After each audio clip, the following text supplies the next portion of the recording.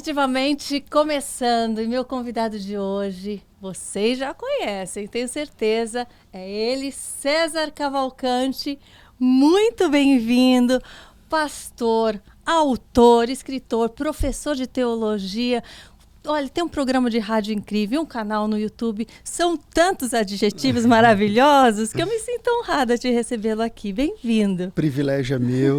Karina, obrigado pelo convite. Fiquei muito honrado de receber esse convite e eu espero que esse nosso bate-papo sirva de alguma forma para glorificar o nome do Senhor. Com certeza. Eu fico tão feliz em receber pessoas que têm uma caminhada consistente, um trabalho consistente, né, de fé, de comunhão com Deus, com Jesus. Então, eu aprendo tanto e quem nos ouve também aprende tanto com isso. A gente que está só começando, é uma honra, né, poder ter essa aula de conhecimento, né? Que bom, que bom, que bom, eu fico honrado. E eu tenho também te acompanhado e visto como o seu trabalho tem sido relevante, seu trabalho sobretudo com a leitura dos Salmos, os próprios podcasts. Eu acho que você assim, tem sido uma pessoa estratégica na obra de Deus. Obrigada. Aqui para o Brasil, que só na eternidade dá para a gente descobrir os desdobramentos de tudo que você tem feito aqui. Ai, tomara a Deus que eu possa mais a cada dia, é isso que eu mais desejo, amém, viu? Amém. Mas eu quero saber como foi o seu início, né? Porque hoje a gente já vê você realizando tantas coisas, livros escritos, cursos, mas como iniciou a sua caminhada com Deus? Olha, quando eu nasci, o meu pai era pai de santo. A minha família era espírita, né? Espírita, praticante do baixo espiritismo, umbanda e tal. E eu cresci nesse meio até a minha adolescência. Você é filho único? Não, nós somos em quatro. Eu sou o segundo e até a nossa adolescência, na frente da minha casa era o centro, que meu pai era o pai de santo e todo mundo. Enfim, a gente cresceu, eu sei as músicas até hoje na minha cabeça, porque não sai, entendeu? Eu cresci nesse meio. Pessoas fantásticas, pessoas maravilhosas, inclusive minha família e tal. E aí eu comecei a trabalhar muito cedo, com 14 anos eu comecei a trabalhar já registrado, já trabalhava muito antes, mas aí eu comecei a trabalhar numa gráfica, com acho que 15 para 16 anos. E lá pelas tantas, quando eu tinha 17 anos, eu comecei a ser evangelizado. Eu nunca tinha entrado numa igreja evangélica na minha vida, porque a gente, por definição, a gente meio que não gostava de crente, entendeu? Então, crente a gente já não gostava, tal. Eu nunca soube por quê, mas eu não gostava. E aí, porque ia meio que contra o que eles viviam, né? Exato. Então, Sim. A gente não gostava. E aí, o meu pai era uma pessoa muito dura, assim, muito dura mesmo. Eu me lembro que uma vez, eu não sei, eu tinha uns 9 anos, 10, nessa época, e eu tava em casa, era um fim de semana, e começou uma gritaria lá fora e tal. Quando eu cheguei, tipo briga, assim, quando eu cheguei lá fora, meu pai sempre andou armado, ele teve arma em casa e tal, e aí ele tava, tipo, uma pessoa foi pregar para ele, não gostou, e tava lá desentendendo com o rapaz que foi evangelizar ele e tal, e aí esses crentes, não sei o que lá. Então eu cresci assim. E esse rapaz que, não sei se ele vai ouvir, assistir esse podcast, tomara que sim, ele chama Dorival, ele era diácono da Assembleia de Deus, e ele começou a pregar para mim.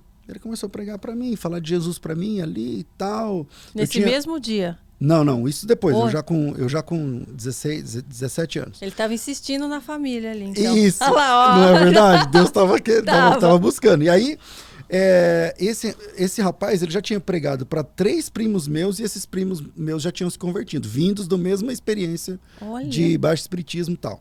E esses meus primos estavam na igreja, então eu acabei perdendo mais o contato, muito embora eles também pregavam para mim e tal.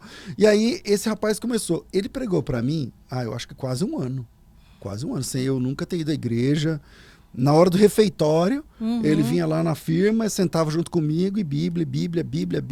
E aí ele me deu um Novo Testamento daquele cinza, pequenininho, que fica em hotel, assim, sabe? Tal. Eu falei, eu vou pegar isso aqui, eu vou ler e vou começar a fazer pergunta para esse cara, e ele não vai ter resposta.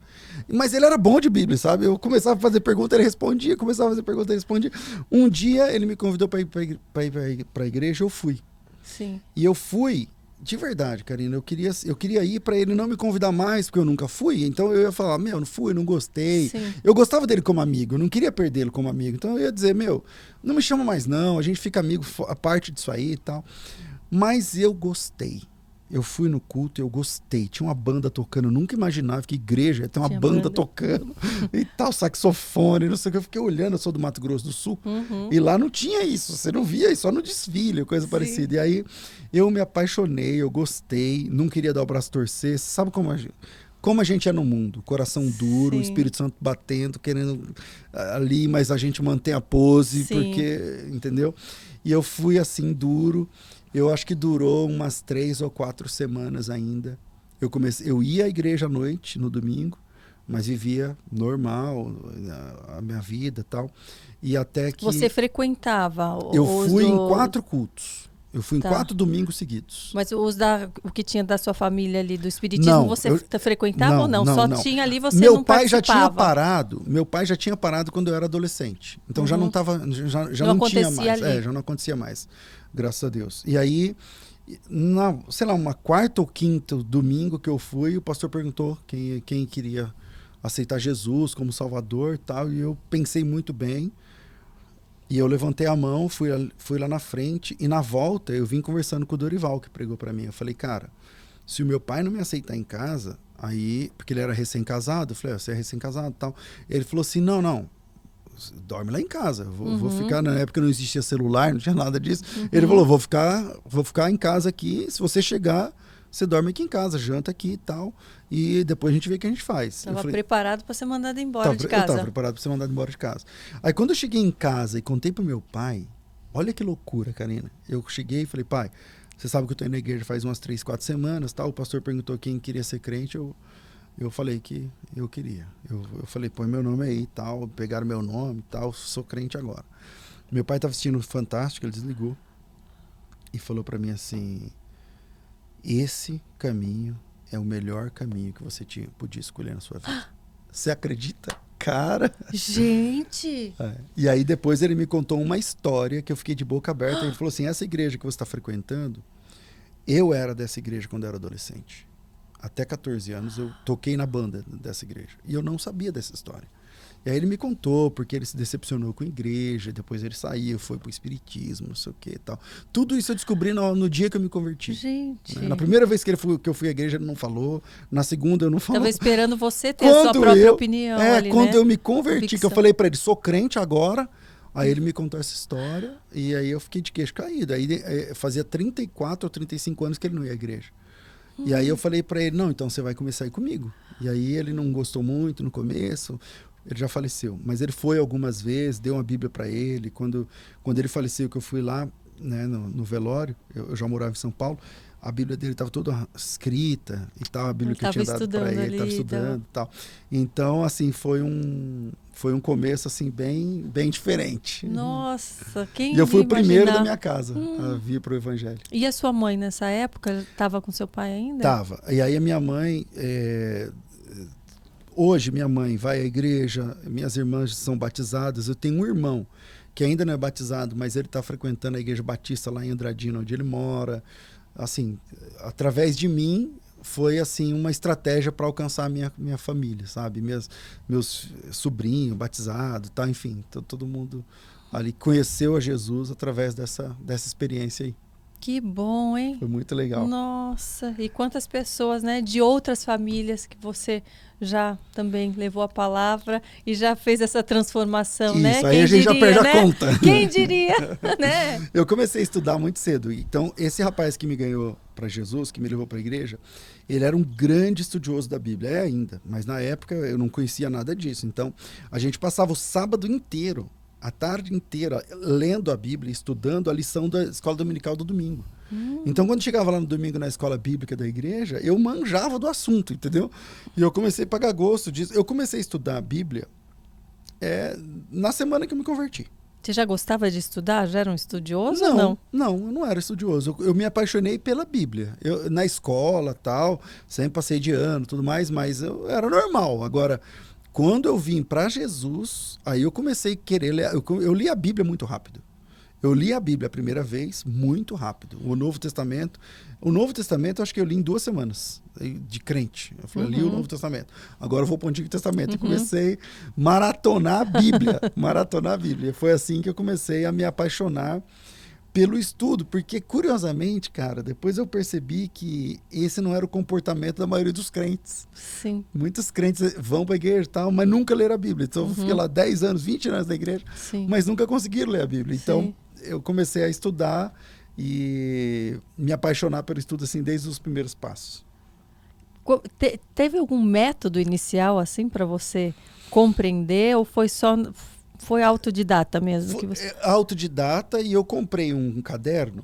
Eu comprei um caderno, eu ainda tenho esse caderno. Eu comprei um caderno de capa dura azul. E eu começava a ler a Bíblia, eu lembro que não foi logo que eu comecei a ler a Bíblia, porque como eu li o Novo Testamento muito rápido, eu estava em Romanos quando eu pensei em comprar o caderno. Então, eu já tinha lido Mateus, Marcos, Lucas, João, Atos, aí cheguei em Romanos. Aí eu falei, é muita informação, tá explodindo a minha cabeça.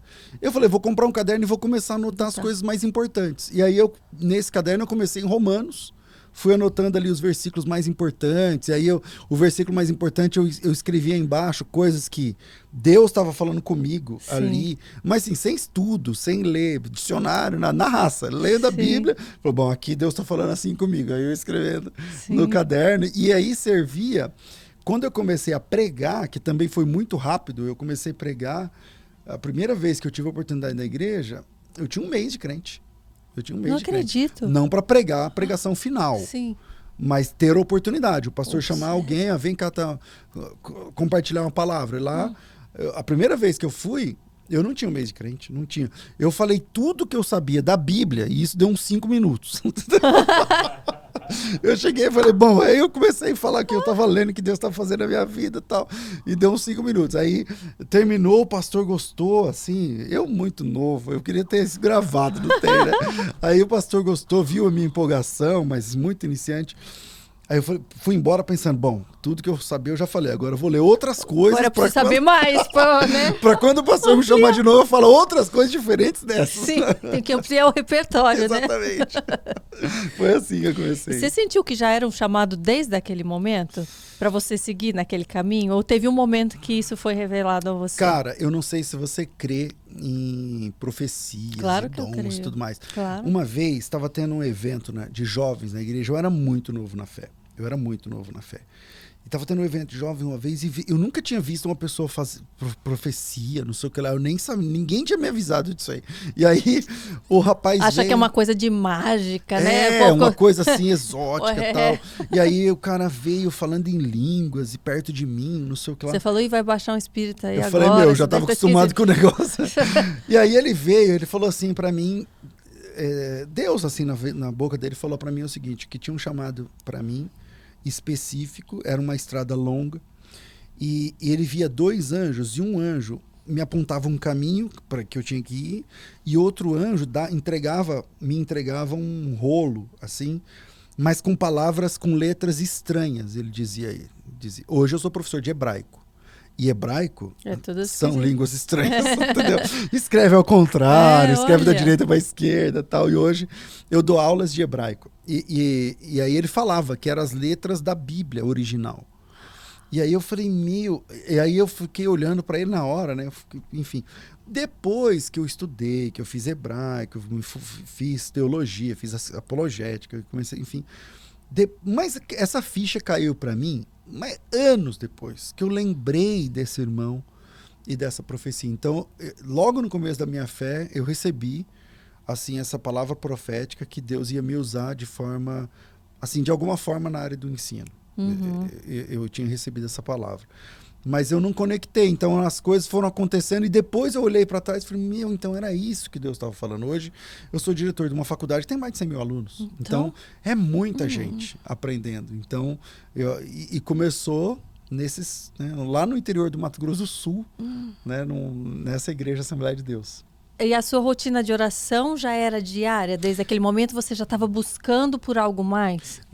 Porque assim, sabe uma coisa, cara, quando a gente se converte, a igreja, ela é a base de tudo.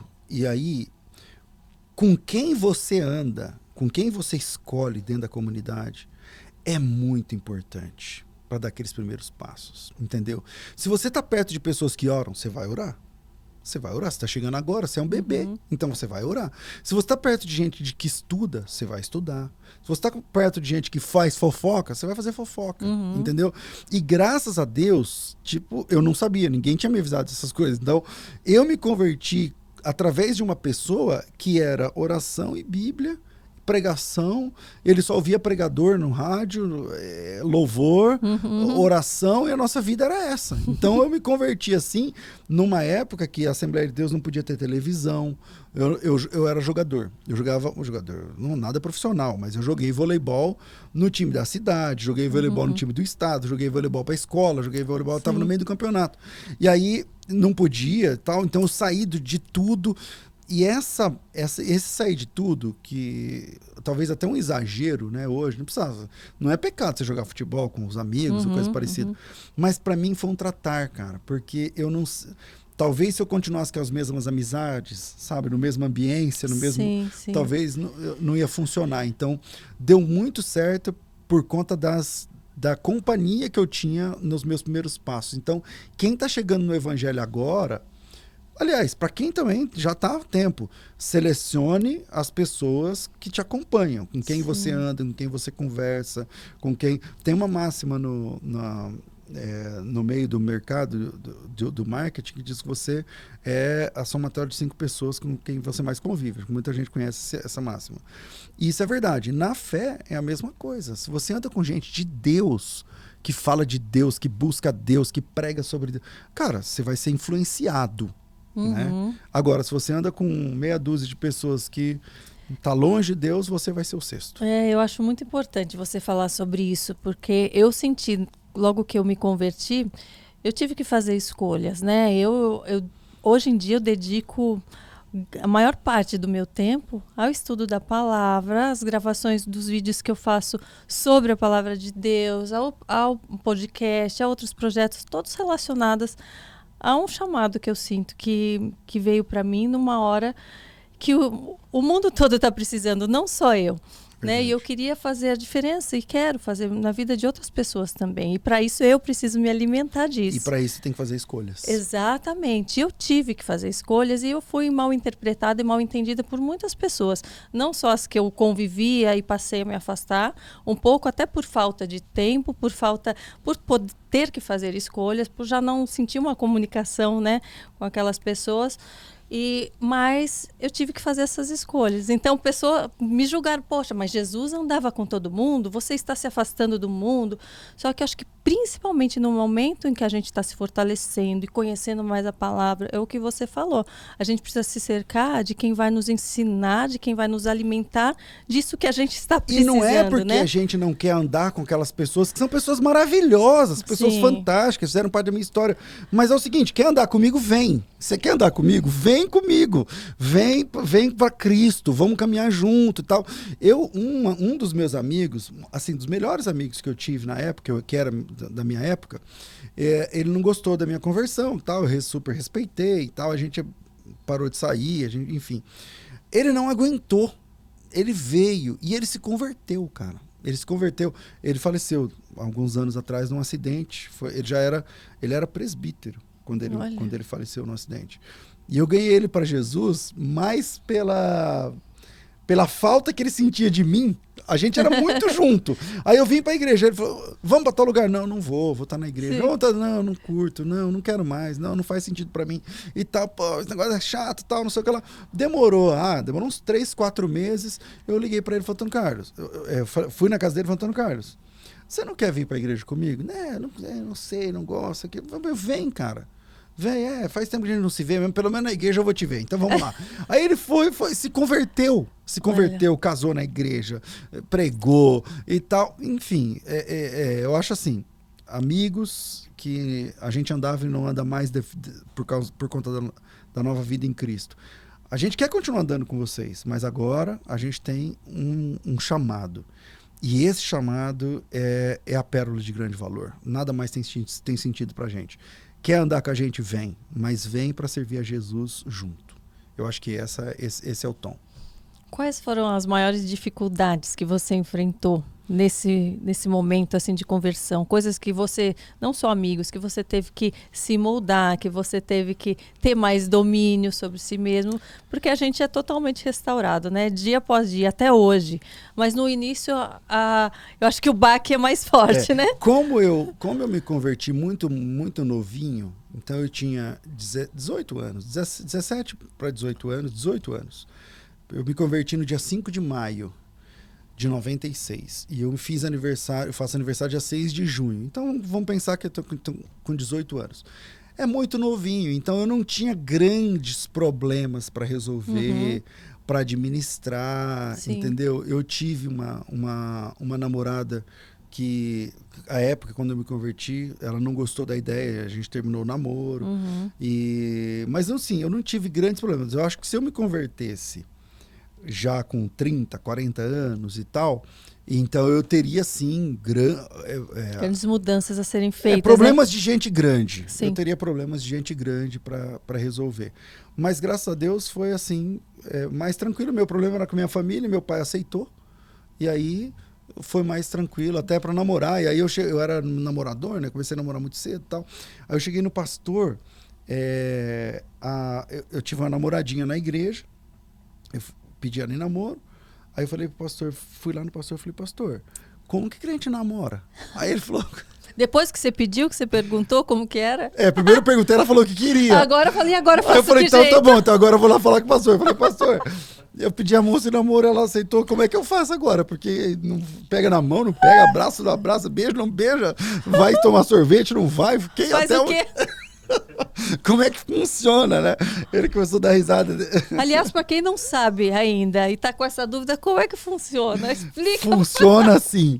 A gente é movido por propósito. Então a gente não faz o crente. Claro, eu reconheço que nem todo namoro você vai terminar num casamento. Mas você não tem que entender que o namoro é um test drive. Você está lá a igreja, tem lá, hoje eu quero essa, vamos fazer um test drive de uma semana. Agora essa, agora esse, agora aquele. Não, porque a gente é movido por propósito. Então, qual que é o teu propósito? Quando eu comecei a namorar essa moça, eu queria casar com ela. Aí, 2, 3 meses de namoro, percebi que não era o propósito dela. Falei, não é isso que você quer, não.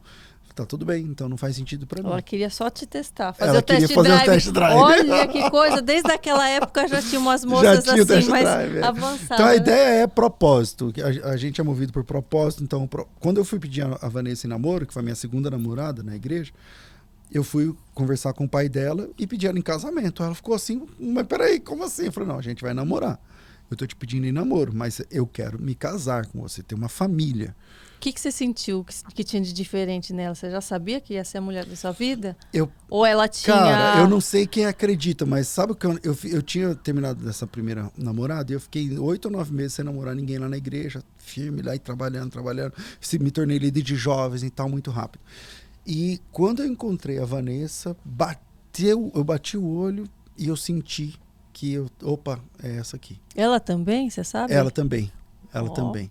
E eu tinha 18, nesse caso já tinha 18 anos, e ela tinha 14. Quer dizer, não tentem fazer isso em casa, porque 14 anos... Mas eu também tinha 18, a diferença era 4 anos. Sim. Mas aí eu pedi ela em namoro, e olha que interessante, Karina. Eu era do Mato Grosso do Sul, certo? Eu tinha vindo a São Paulo para passar uma semana. E eu a conheci, ela era vizinha da minha avó. Olha. Aí eu pedi ela em namoro, mas eu não tinha mínima possibilidade, porque são 700 quilômetros de distância. Sim. Não existe internet, celular, não tinha nada disso. E aí ela aceitou, eu falei, bom, tá bom, você aceitou, tá, e como é que a gente vai de novo, como que namora? Como que namora porque à distância agora? Agora eu vou pro Mato Grosso, eu pedi ela em namoro num domingo e na segunda-feira fui embora. E aí começou um namoro à distância. A gente tem caixa de cartas. Olha, que legal. A gente tem caixa de cartas. Muito legal. Guardada. Isso. E depois de quanto tempo isso se tornou realidade mesmo? Eles casaram? Foram 3 anos de namoro. 3 anos de namoro. Quando eu me casei, ela tinha feito 18 anos. Ela fez 18 anos dia 21 de outubro, a gente se casou dia 28 de outubro. Eu quis esperar ela fazer 18 anos, porque para que ela mesma assinasse, para não precisar o pai assinar, né? Então foram 3 anos de namoro, mas desses 3 anos, minha irmã, 700 quilômetros de distância, Então. imagina. A gente já ficou meses sem se ver. Olha. E não existia. Hoje não dá para ficar tendo saudade, porque... Tem celular. Não, você fica vendo a pessoa. Você conversa. Eu trabalho muito em Israel, né? Sim. Então eu vou para Israel, fico vendo. E aí, coloca a criança, coloca isso aqui e tal. Tá tudo certo. Agora, né, antigamente, a gente passava perfume na carta. Pra sentir o meu cheiro quando chegasse lá. Você tá entendendo? Então foi assim, meu namoro. É legal, não é? É muito legal. Esses dias a Vanessa pegou, eu tava viajando, ela falou, eu peguei a caixa de cartas, acho que eu tava em Israel, talvez. Ela falou, peguei a caixa de cartas e comecei a ler com as crianças. Ela e as crianças começaram a chorar.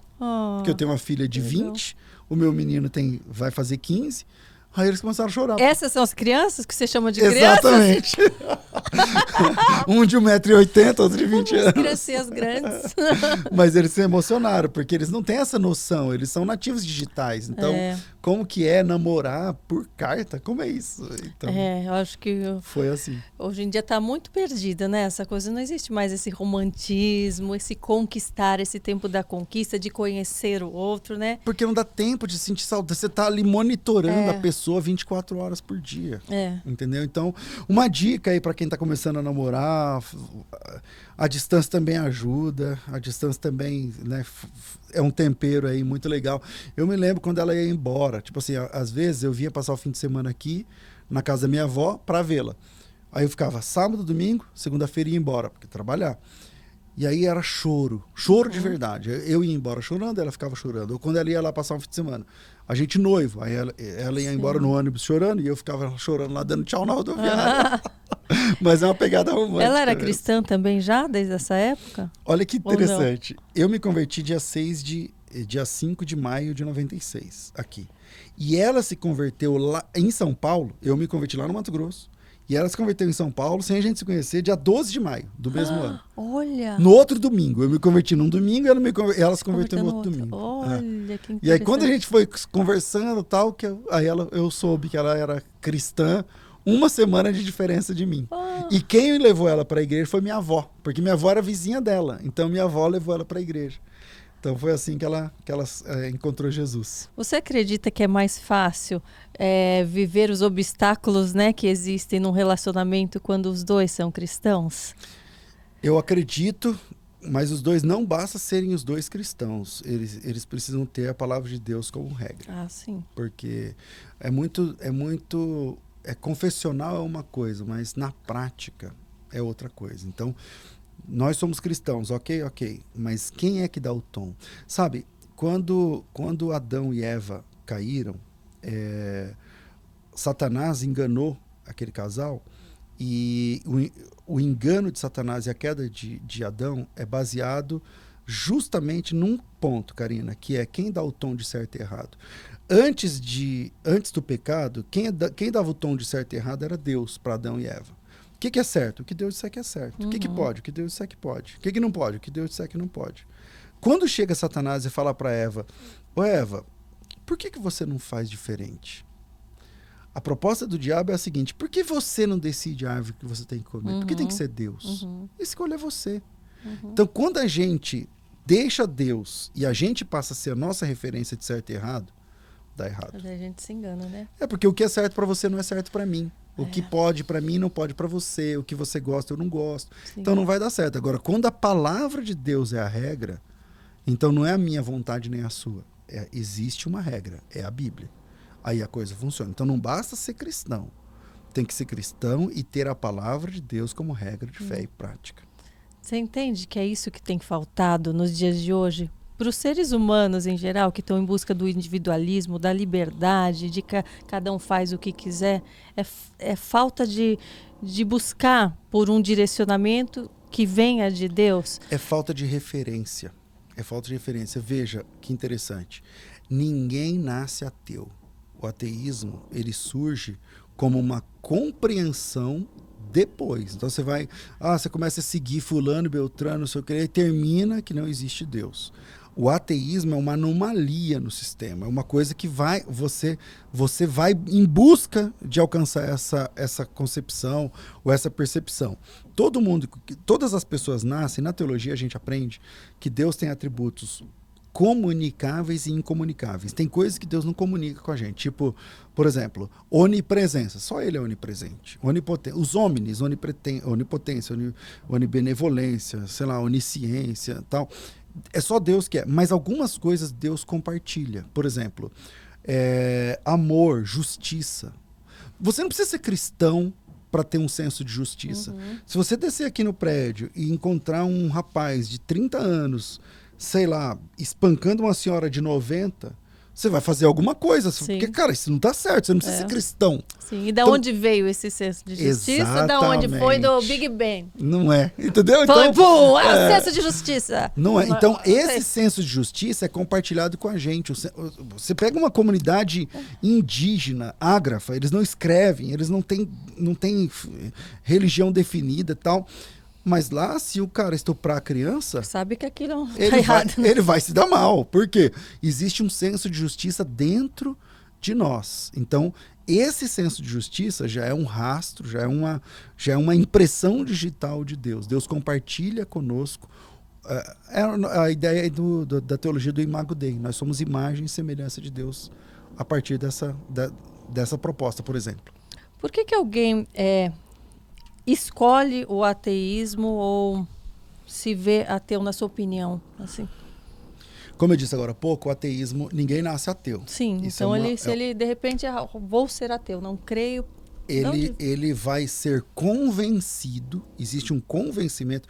Em Coríntios 4:4, a segunda carta de Paulo aos Coríntios diz assim, ó, o Deus desse século cegou o entendimento dos incrédulos, para que não lhes resplandeça a luz do evangelho, da imagem de Cristo, o qual é a imagem de Deus. Da glória de Cristo, o qual é a imagem de Deus. Quer dizer, essas pessoas, elas buscam artifícios, artimanhas, para negar a Deus. Mal sabem elas, por exemplo, que muitos dos ateus, filosoficamente, que escreveram, que ditaram as regras do ateísmo atual, clamaram por Deus no leito de morte. Por exemplo, clamaram por Deus no leito de morte. Então, o ateísmo que nós conhecemos hoje, ele é através de uma lavagem cerebral, de uma construção intencional de linhas filosóficas e tal. Não queria citar aqui nomes, não é a minha ideia, mas ela não é natural. Não é natural. O natural é que a criancinha crê que existe o Papai do Céu. Esse é o natural. A gente falando de ateísmo e vendo tantas guerras, né, acontecendo, conflitos, né, acho que não tem como a gente não citar isso num momento como esse. Você acredita que essas guerras, elas têm início a partir do momento em que o ser humano vai perdendo a fé em algo maior, vai perdendo medo das consequências dos seus atos? É por ganância, é por falta de fé, é por tudo junto, eu acho que é por tudo junto, porque sempre você vai perceber que existem oligarquias, oligarcas, líderes, pessoas que têm fome de poder. Às vezes é dinheiro, às vezes é terra, às vezes é nome, às vezes é sempre alguma coisa. E não necessariamente somente essa guerra, mas todas as outras guerras. Isso somado com uma falta de cristianismo. E eu falo cristianismo porque as outras grandes guerras, eu não sei se essa guerra vai evoluir para uma guerra mundial. Tomara que não. Mas tem potencial para isso. Tem todos os ingredientes estão lá para que seja para que a coisa não termine assim tão rápido. Mas a nossa oração é que termine. E as outras grandes guerras, você percebe que grande parte das nações envolvidas são de maioria cristã. E isso é muito triste. Isso é muito triste, porque Jesus Cristo, vamos pegar, sabe, a palavra de Jesus Cristo. Jesus Cristo disse que um dos sinais da sua volta seriam guerras, rumores de guerras. Aí eu sou um líder e eu vou produzir exatamente isso. Quer dizer, é uma bobagem, é uma coisa que não dá para você pensar. Então, hoje, você pega, por exemplo, os países envolvidos da Europa, são de maioria cristã, pelo menos a ideologia sempre foi cristã, mas há um divórcio entre o cristianismo nominal e a prática do cristianismo. Então, a nossa oração é que a gente volte a praticar o cristianismo, e não apenas a falar do cristianismo, mas viver o que Jesus Cristo disse. Né? Quando a gente vive o que Jesus Cristo disse, acabou todos esses problemas. Agora, nunca, em todas as outras guerras, as pessoas deixam Deus de lado e vamos lá, é a minha meta, é a minha missão, eu quero terra, eu quero nome, eu quero dinheiro, eu quero sua terra, eu quero ser o dominador, eu quero... Infelizmente. Então, eu acho que todas as guerras que têm um contexto mundial, como essa que a gente está vendo da Rússia, eu acho que elas juntas, elas somam o cenário que elas vão montando o cenário que está lá descrito em Mateus capítulo 24, da volta de Cristo. A gente fala, né, e tem visto, né, grandes conflitos, né, globais, mas eu entendo que essa guerra existe dentro de cada um de nós, né? Eu percebo que quanto mais a gente nega a palavra de Deus, mais a gente está em guerra com a gente mesmo. Eu acho que é por isso que a gente vê tantos conflitos das pessoas no mundo, né? Ali a gente vê tudo isso, mas é a falta do conhecimento, é aquilo de querer o poder. Ali a gente fala de grandes potências mundiais, mas de querer poder da sua própria vontade, de querer ter um posicionamento, né, a qualquer custo, né? Agora a minha palavra é que vale, a minha vontade é o que vale. Enquanto a gente, acho que tiver em guerra com Deus, com Jesus, com a palavra, o mundo vai estar em guerra. É assim, né? que nascem os divórcios, é Sim. assim que nascem as brigas, é assim que nascem as discussões. A diferença é que quando uma pessoa se torna um mandatário supremo de uma nação, isso não vai terminar num divórcio, ou num rompimento de uma sociedade ou de uma amizade. Isso vai terminar numa guerra de um país contra o outro. Quanto maior, então, né, a sua influência, maior poder, o estrago. Maior o estrago. Mas né? sempre é a falta de cristianismo. Sim. A falta de você agir ou reagir como Cristo. Como você percebe a internet, as pessoas influentes, né, seja no mundo artístico, seja influente na palavra, que hoje em dia, né, a gente acaba podendo, né, transmitir isso a mais pessoas, esse poder de influência sendo utilizado para o bem ou para o mal, né, sendo destruindo, né, valores cristãos, destruindo valores familiares. Né? Se você pegar o Google e digitar Jesus, vai ter uma quantidade de resultados. Se você digitar porn, vai ter a enésima potência a mais. Eu acho que... Eu falo por mim também, tá? Porque eu acho que a igreja dormiu um pouco na questão de aproveitar a ferramenta chamada internet. Porque a igreja sempre foi assim. Vamos pensar na igreja no Brasil, tá? Eu não sei fora. Mas a igreja no Brasil primeiro demoniza alguma coisa. Aconteceu com o rádio, aconteceu com a televisão. Então, igreja, eu era da Assembleia de Deus, ter televisão era pecado. Hoje a Assembleia de Deus tem programa na televisão, entendeu? Então, primeiro a igreja demoniza, não, o 666, o www é o 666, esse negócio de internet, não sei o que e tudo mais. Perde o bonde e depois sai correndo atrás para tentar conseguir um lugar ao sol dentro dos meios, né? Então eu acho que com a internet aconteceu a mesma coisa, vai acontecer de novo com essa questão do metaverso, não sei o quê, primeiro fala mal, depois não sei o quê. Então, infelizmente, historicamente é assim. Agora, eu acho que a internet é uma ferramenta fantástica para a gente fazer o que a gente está fazendo aqui agora. Talvez eu esteja falando agora para uma pessoa que nunca foi a uma igreja evangélica e está conhecendo um pouquinho, né, do evangelho através da tua vida, da tua audiência. Então você se converteu e trouxe uma audiência gigantesca. Aliás, você perdeu o seguidor no começo? No começo perdi seguidor, perdi comentários, um monte de gente falando você vai perder cliente, você vai perder isso, tá perdendo amigo, tá perdendo tudo. Você ia perder e tal. E daí eu perdi sim, só que eu segui firme, eu não tinha vontade de falar o que eu falava antes, não tinha vontade de postar o que eu postava antes. De ser o que era antes. De ser o que era antes, de produzir conteúdos com a antiga pessoa que eu era. E eu segui firme, falei, não importa, se der um comentário pra mim, tá bom, se não der nenhum eu vou seguir, porque então, tá indo contra a natureza que eu sou agora, contra o que eu sou agora. Exatamente. E depois eu vi dando frutos, e hoje em dia cresceu perto do que que eu cresci muito em termos de pessoas. De alcance, exatamente.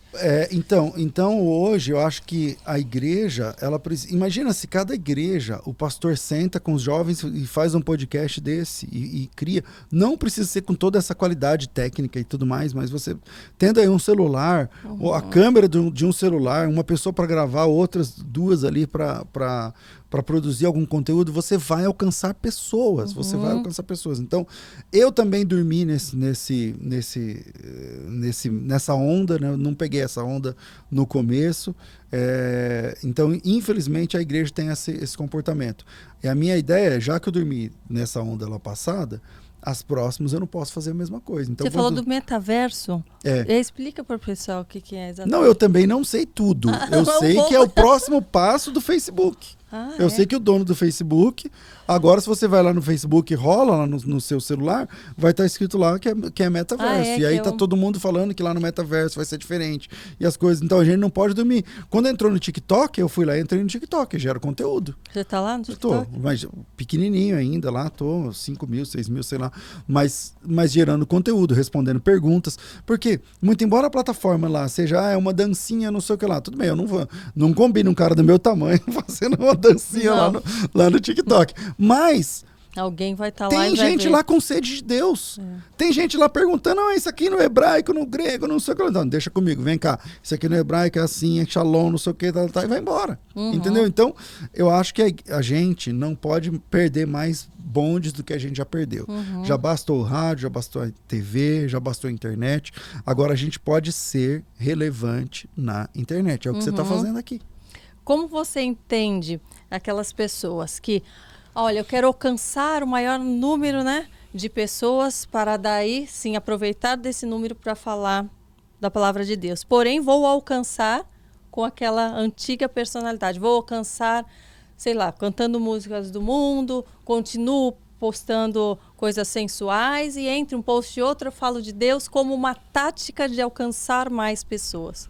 Olha, eu lembro que tem um texto, eu sei do texto, que Paulo disse que eu me fiz de judeu para ganhar o judeu, de grego para ganhar o grego e tal.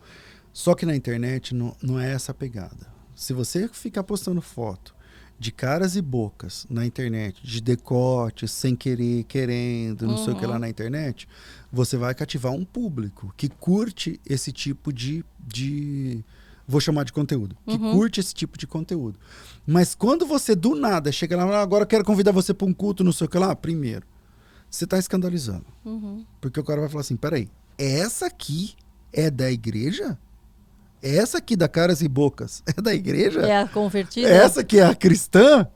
Primeiro passo, você está gerando escândalo. Tá? Segundo, mesmo que seja uma estratégia, não vai funcionar. Porque na internet as pessoas são segmentadas, o conteúdo é segmentado. Um cara que me escuta, um cara que está lá no meu, sei lá, no meu Instagram, scrollando meu feed no Instagram, ele tá lá porque ele curte o conteúdo que eu gero. Se eu começar a fazer caras e bocas, eu automaticamente eu me desconecto desse cara. Entende? Então atenção, moças e rapazes, homens e mulheres, cristãos em geral. Se você tem uma estratégia de evangelismo, eu acho que a saída não é começar com caras e bocas e decotes, dancinhas e rebolando bumbum e não sei o que lá, para depois chamar o cara para um culto ou coisa que o valha. Porque esse cara não tá lá para isso. Ele tá te vendo por outras razões e não porque ele tá com sede de Deus. Sim. Então, gera o seu conteúdo. Você vai perder. Você não perdeu no começo? Perdi. Você vai perder. Depois que você perder, tá bom, vai estacionar. E se você continuar gerando conteúdo, depois vai aumentar. Só que esse aumento, aí sim, são pessoas que estão conectadas com o que você está falando. Porque você vai perceber que até suas publicidades vão mudar. Sim. Até seus convites de públicos vão mudar. A pessoa vai começar a te chamar para falar de coisas que tem a ver com o público com o qual você se conecta. Sim. E eu acho que é um zelo com a palavra de Deus também. Acho que quando você passa, né, a falar sobre a palavra de Deus, sobre o que ele tem feito na sua vida, a propagar essa palavra, você tem que ter um cuidado, você tem que ter um zelo. E quando você é realmente transformado, o seu comportamento se transforma realmente Né? Automaticamente. Não dá nem vontade de postar coisas que vão tão, né, contra aquilo que você está falando. Eu vejo como envergonhar a palavra de Deus, envergonhar o evangelho. Você tem fotos no seu feed antigamente que você tem vergonha de postar de novo? Com certeza. Pronto. Eu apaguei um monte de coisa. Tem coisa Entendeu? que eu tenho nojo, é vergonha. As pessoas falam, não precisa ter nojo, que passou. Eu tenho nojo. Eu sou enojada. Porque aquilo não conecta, não fala mais com Não você, fala. não trata mais com você. Não. Então o apóstolo E se Paulo eu fala falo- que é o novo nascimento. E se eu falo para alguém, falo, olha, gente, isso aconteceu comigo, presta atenção, né? Vocês, não é porque eu quero julgar a outra pessoa, longe de mim querer julgar, mas é porque eu sinto essa diferença em mim, eu tenho essa percepção do que aconteceu realmente comigo. Então, se eu falo, é para a pessoa ter um alerta com Mas sabe relação por que a isso. as pessoas Não é vão dizer que você brincadeira. está julgando? É porque isso só acontece, Karina, com quem nasceu de novo. E o novo nascimento é um milagre. O novo nascimento não vem porque você estuda. O novo nascimento não vem porque o cara começa a maratonar seu conteúdo aqui no podcast. O novo nascimento não vem porque você canta as músicas da igreja. O novo nascimento não vem porque o seu pai é crente. O novo nascimento é um milagre que Deus dá. Então, quando acontece esse milagre, aí a pessoa começa a ter nojo. Nojo, essa é a palavra. Aí a pessoa fala, não, isso aqui, eu não sou mais essa pessoa. Esquece isso aqui. Eu não falo mais isso, eu não frequento mais esses ambientes, eu não trato mais isso, não gosto mais disso. Eu vivo outra vida agora. Então, as coisas velhas, Coríntios 5, as coisas velhas passaram e eis que tudo se fez novo. Então, quem entender isso vai utilizar. Você pega seu feed, vai lá e começa a deletar. Talvez Deus esteja usando esse papo nosso aqui para a pessoa que está ouvindo aqui, talvez fazer uma limpeza no seu feed. Quanta gente que eu seguia, até hoje, de vez em quando aparecem uns perfis assim, eu falo, gente, eu seguia Ainda isso. tô seguindo isso Deixa eu aqui, deletar, tchau. porque... Deixar de seguir. Nossa, eu já deixei de seguir tanto. Diariamente eu vou deletando coisa ali. Eu falo, gente, isso aqui não tem nada a ver. E, por outro lado, começa a seguir tantos outros conteúdos Sim, e coisas novos. que você fala, meu, tá aqui esse cara, tal. O dia que você me chamou, eu fui ver. Aí você estava me seguindo. Eu falei, nossa, que legal. Ela me achou, começou com... Então, é assim que funciona. Mas isso acontece com novas criaturas. Tem que ficar claro que a conversão é um milagre de Deus. E você entende, assim, porque eu tenho um livro seu que fala sobre a tentação, né? Vencendo as tentações. Isso, que é importante as pessoas saberem que tentações vão vir diariamente, seja de um jeito ou de outro. Eu falo que ontem, no meu Instagram mesmo, eu estava vendo uma pessoa que estava numa live e fica aquelas bolinhas em cima de todo mundo que está ao vivo, né? Eu, sem querer, acabou aquela live, já veio a seguinte, me apareceu um perfil pornográfico, que eu não sigo, eu não sei como que pode aparecer aquilo, de 4 mulheres fazendo striptease ali, ao vivo, na minha bolinha. Eu falei, que é falou, isso? misericórdia, sai daqui. Sai daqui. Só que eu não consigo tirar, aquele pessoal tá ali ao vivo direto. Olha, isso está num perfil de alguém de uma menor de idade, de alguém que não tá com essa visão minha que, tipo, não vou abrir essa bolinha piscante Antigamente, aqui, né? Então, por exemplo, agora que eu já contei minha conversão, como é que foi, vocês sabem que eu não era da igreja. A primeira vez que fui na igreja eu tinha 18 anos, mas quando eu tinha conteúdo, acesso à pornografia da minha época, era com revista. Não existia internet. Então dava uma mão de obra, porque você não podia comprar a revista que você era menor. Tinha que esconder depois. Não, você tinha que esconder, ir pro banheiro, não sei o que, tal. Hoje Qualquer a criança pega esse celular aqui e vê o que ele quiser de graça em segundos na internet. Então, o que precisa... E aí, por exemplo, uma outra pauta, né?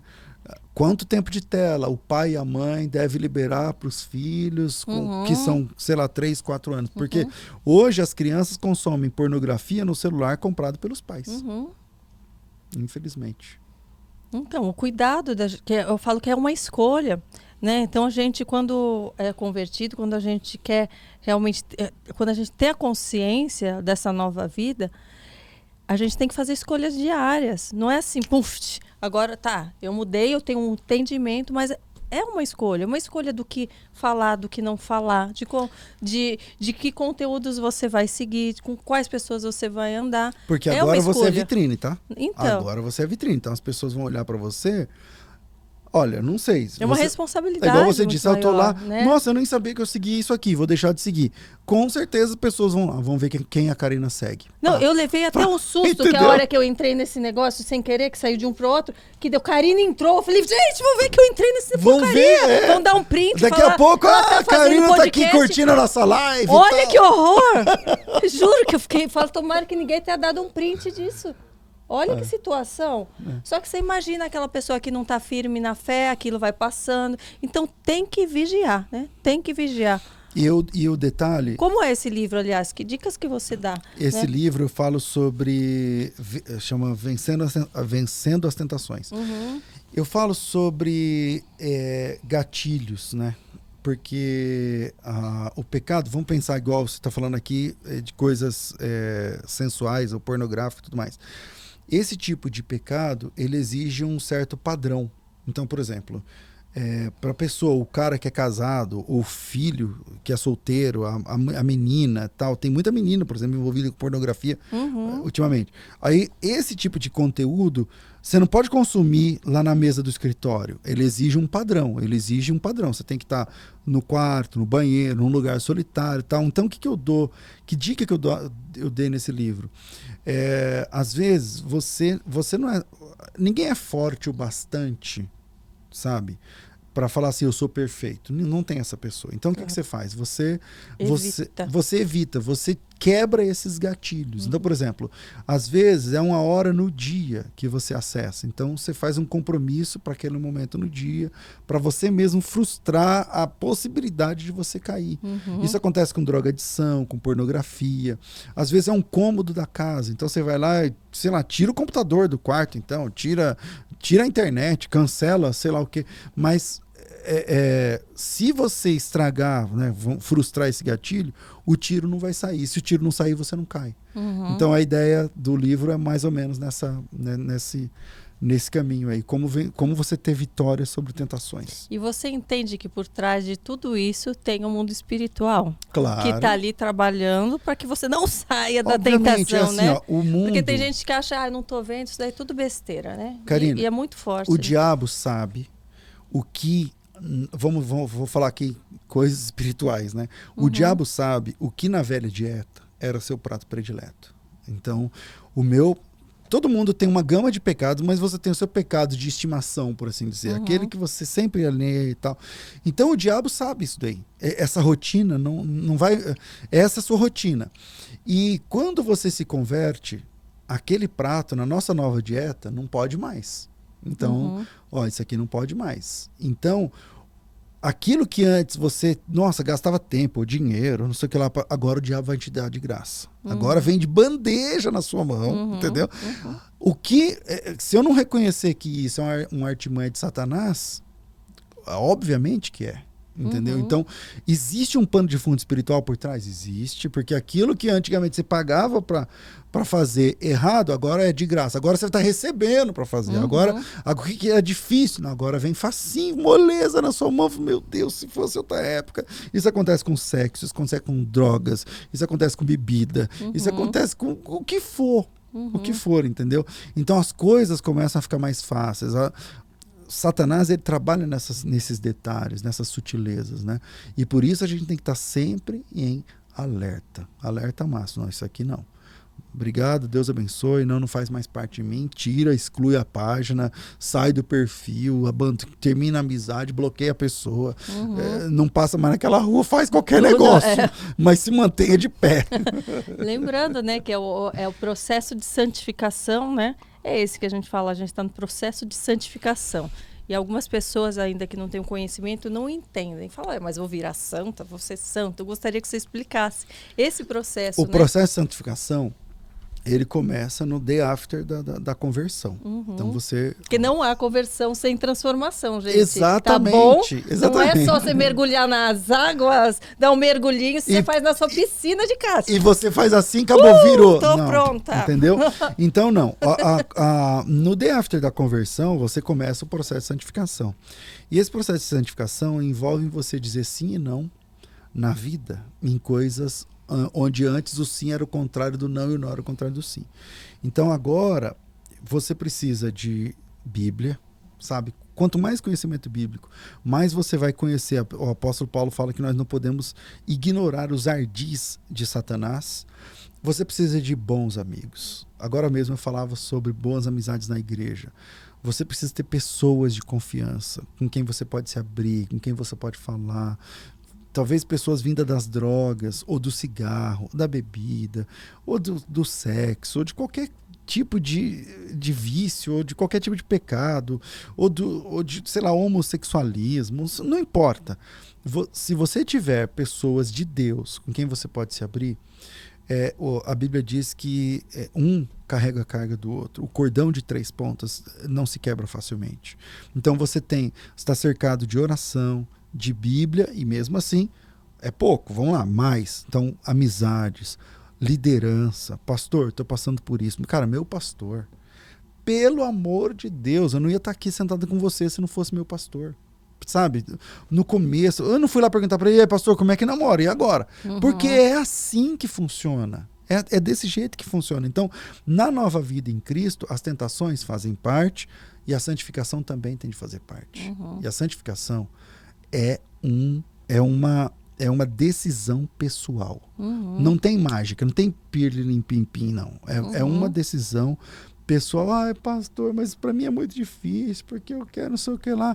Quem faz o que quer é adolescente. Adulto faz o que precisa fazer.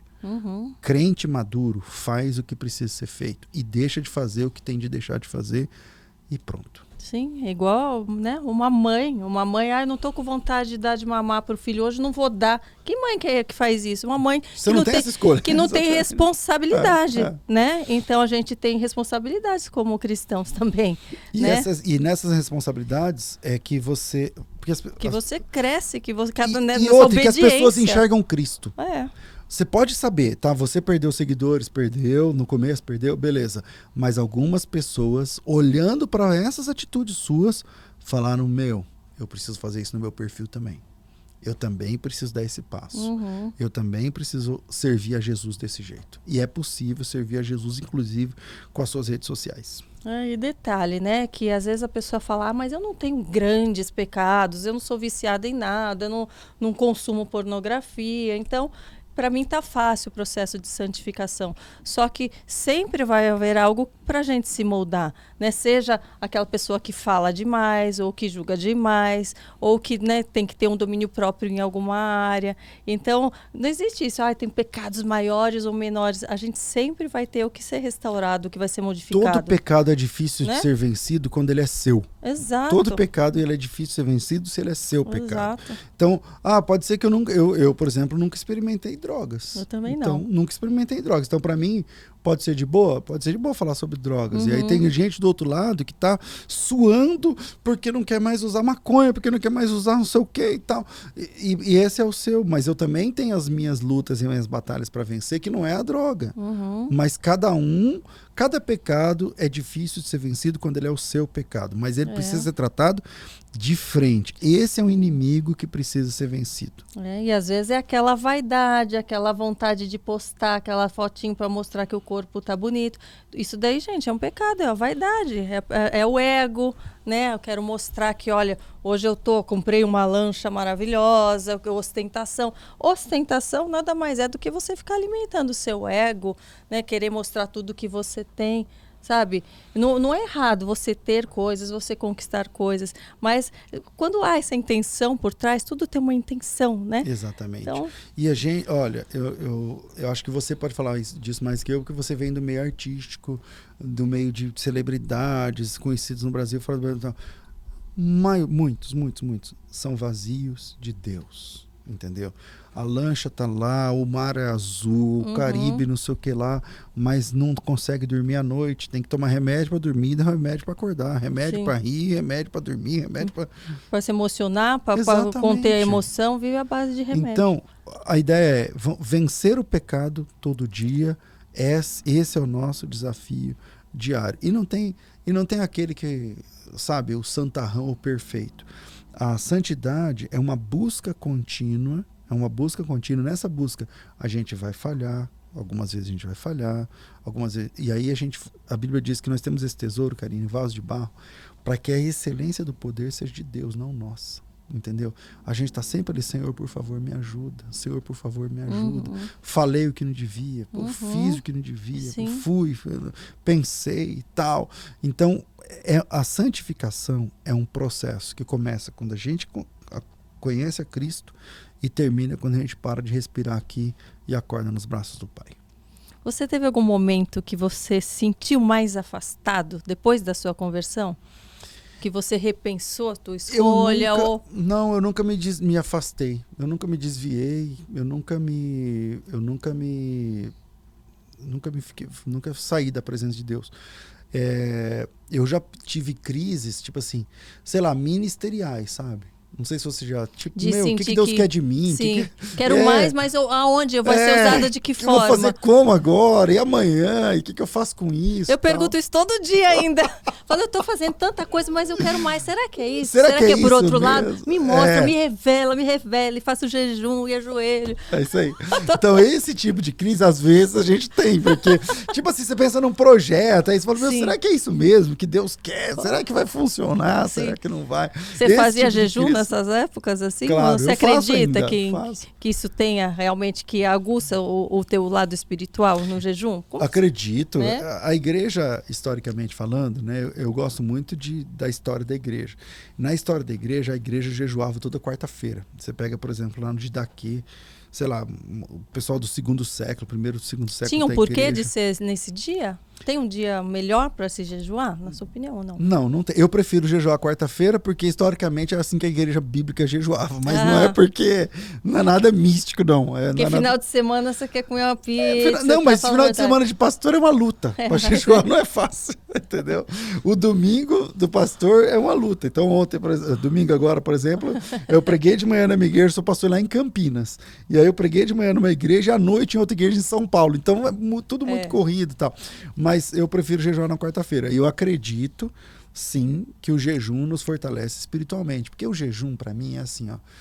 Ninguém consegue viver sem comer e sem beber. Ninguém consegue viver. Você consegue viver horas ou dias. Né? Você não vai ficar 2 meses sem... Não dá. Por quê? Porque a comida é essencial. A bebida é essencial. A hidratação é essencial. Quando você deixa de comer e beber por um período, você está dizendo para o seu corpo o seguinte: eu sei que você é essencial. Comida, eu sei que você é essencial. Só que mais essencial do que você é meu relacionamento com Deus. Então você se abdica de coisas que são essenciais, eu concordo, mas para ter o seu momento com Deus. E isso sim é essencial. Cara, isso dá uma força. Isso te dá uma força. E naquele dia para vencer a tentação, tem algo, para vencer qualquer coisa que vier pela frente. Entendeu? Você ia falar se naquele dia você faz uma oração diferente, ou você fica mais tempo ali. Não, você fica mais tempo, você ora mais tempo e lê mais, né? Porque eu gosto de jejuar com tempo, assim, no meio do trabalho, não sei o quê. Não é. Você não está dedicando aquele tempo, né? É complicado, mas quando você tira um tempo para leitura, para devoção, para louvar a Deus, para oração. Eu canto muito ruim, mas Deus recebe. Então, nesse momento, eu vou louvar a Deus, eu vou cantar, eu vou orar, eu vou chorar, Sua eu vou ler esposa a também Bíblia. recebe. Na casa ela está ouvindo. Ela, porque fazer o quê, né? Ela não tem muita escolha. Né? Mas eu acho que vem muita força espiritualmente desse tempo com Deus, do jejum, da oração. Você já teve revelações proféticas, assim, na sua vida? Ou é algo que você quer e que ainda não tem? Tem algum dom, alguma habilidade, assim, que você gostaria de ter e não tem? Eu acho assim, eu já profetizei algumas vezes, poucas vezes, né? Mas e Deus já me usou em curas, de verdade, de a pessoa aleijada andar, por exemplo, uma vez. Isso sem você querer, só você numa oração, sem você saber que isso ia acontecer. Sem eu saber. Tinha uma mulher, ela chamava Clementina, e ela nunca tinha andado. E ela tinha Clementina tinha uns 40 e poucos anos, né? E ela era muda e aleijada. E um dia eu comecei a fazer uma visita numa família muito pobre lá no Mato Grosso. Morava numa casinha de madeira que eu tinha de abaixar assim para entrar. Se bem que eu também sou alto, mas aqui a casa era baixa mesmo. E aí algumas vezes a gente ia lá, então um dia eu senti de orar por ela, eu era solteiro, eu senti de orar por ela, a gente estava num grupo de visita de uns 5, 6 pessoas, e quando eu abaixei e coloquei ela, tinha uma perna sequinha, magrinha assim, e aí quando eu coloquei a mão na perna dela para orar, estralou a perna dela, estralou, tá, eu senti, e percebi que ela sentiu, né? Aí eu parei a oração, tá, fui embora. Ela começou a andar depois. Ela começou a andar. Depois disso, na próxima vez que eu fiz a visita, ela estava andando dentro de casa. E aí foi assim, o pessoal foi para a igreja. Teve um rapaz uma vez que na hora ele foi pescar e o anzol entrou dentro do olho dele, cara. Ele puxou, o anzol entrou dentro do olho dele e vazou. Tem um gelzinho que a gente tem no olho. E aí ele ficou cego, ele perdeu uma visão. Esse cara voltou a enxergar uma vez que a gente foi lá orar. Ele já estava, ia pôr olho de vidro, não sei o que e tal. Então essas coisas eu já vi, né, Deus fazendo, né? Isso não tem nada a ver com a minha santidade nem nada, pelo amor de Deus. Tem a ver com Deus, propósitos de Deus, mas que eu já vi acontecer, né? Mas assim, coisas, será que eu tinha vontade que Deus... Eu nunca tive essa vontade sonhos, de ser... alguma coisa que você já teve. Sonho não, mas profecia assim poucas vezes, talvez umas 3 vezes na minha vida. E Deus me deu uma palavra que era para alguém, sabe? Você já recebeu? Você sabe como que é? Você tem que falar aquilo para aquela pessoa. Sim, você tem que falar. Não sei nem porquê, mas eu tenho que falar. Aí eu chego assim, ó, irmão. Eu, sei lá, eu tava orando, tal, Deus colocou você na minha oração, comecei a orar pelo irmão. Já aconteceu isso. E assim, você já e fala. Eu tava orando e abri a Bíblia e eu vi na Bíblia o portão da casa daquela pessoa e me veio tudo que eu tinha que falar, a história, parecia que eu tava entrando naquele portão. Liguei pra pessoa, falei, olha, a pessoa era crente? Não sei se não, mas a pessoa agora está convertida. Ela falou, então, não sei se você acredita no que eu estou falando, pode ser que não, mas eu sei que eu estava hoje de manhã orando e me veio a sua imagem, veio o seu portão, não sei se você está passando por algum momento, e comecei a falar. Tudo que Deus tinha enchido o seu coração. Ele começou a chorar e tal, e hoje em dia ele até trabalha comigo nas coisas dos meus salmos. Que legal, que legal. E a esposa dele já era cristã e já tinha também, já estava em oração. Então, esse tipo de coisas já aconteceu, mas não é frequente, não. Minha pegada é mais estudo e tudo mais. Você estava comentando da questão de tentação e tal, você falou da bebida, das drogas. Como você enxerga a questão da bebida alcoólica? Porque muitos falam, mas pode beber, já que Jesus fez o milagre, né, de transformar algo em vinho. Outros falam, não, o ideal do cristão realmente é não beber nada. O ruim é embriagar-se. Qual é a tua visão com relação a isso? A Bíblia, ela tem uma palavra grega para suco de uva e outra para vinho alcoólico. Eu falo alcoólico, na época, claro que não tem adição de álcool, mas ele é fermentado. Embriagante, vamos pensar assim. Na Bíblia, os judeus bebiam vinho. Jesus bebeu vinho. E não exatamente suco de uva. E eu sei disso por conta de Mateus capítulo 11. Em Mateus capítulo 11, Jesus disse, veio João Batista que não comia nem bebia, e vocês dizem, tem demônio. Vem o Filho de Deus, o Filho do Homem, comendo e bebendo, e vocês dizem, eis é um beberrão, um comelão e beberrão, lá, bebedor de vinho. Então Jesus disse que as pessoas chamavam ele de bebedor de vinho. Isso não faz sentido se fosse suco de uva, porque não seria um xingamento, né? Não você fica aí tomando suco. Não funciona. Sim. Então eu tenho essa consciência. Eu acho que não é pecado a pessoa tomar, sei lá, um cálice de vinho uma vez por sei lá que frequência na vida, mas eu pessoalmente sou abstêmio. Desde quando eu me converti, parei de beber e nunca mais bebi. Nunca fiz um voto, não é um voto nem nada disso. Se for para salvar sua mãe da forca, você toma esse copo de vinho? Tomo, não tem problema. Eu não tenho esse problema. Mas eu não bebo. E eu não consigo proibir biblicamente uma pessoa de tomar um copo de vinho, pelo amor de Deus. Sim. Entendeu? Então, biblicamente, a pessoa tem essa liberdade. Agora, a embriaguez na Bíblia é um problema. Ficaram de fora os bêbados. Porque a gente vê muito, né? Falando, mais uma vez o vinho envergonha o homem. E quando você fala, né? Uma taça de vinho de vez em quando.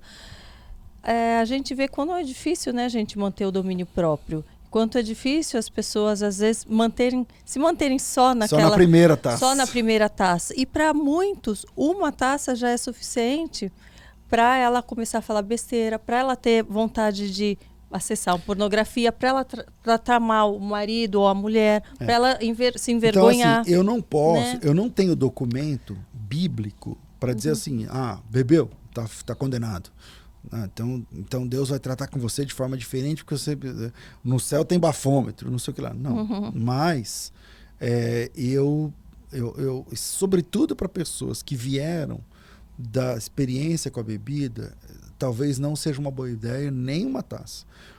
Como eu vivo assim, né? Eu não, aqui tem bebida, tá bom, mas eu não quero. Não, pastor, mas não é pecado, não, eu não tô teologando se não é pecado. Eu não quero, não faz parte para mim.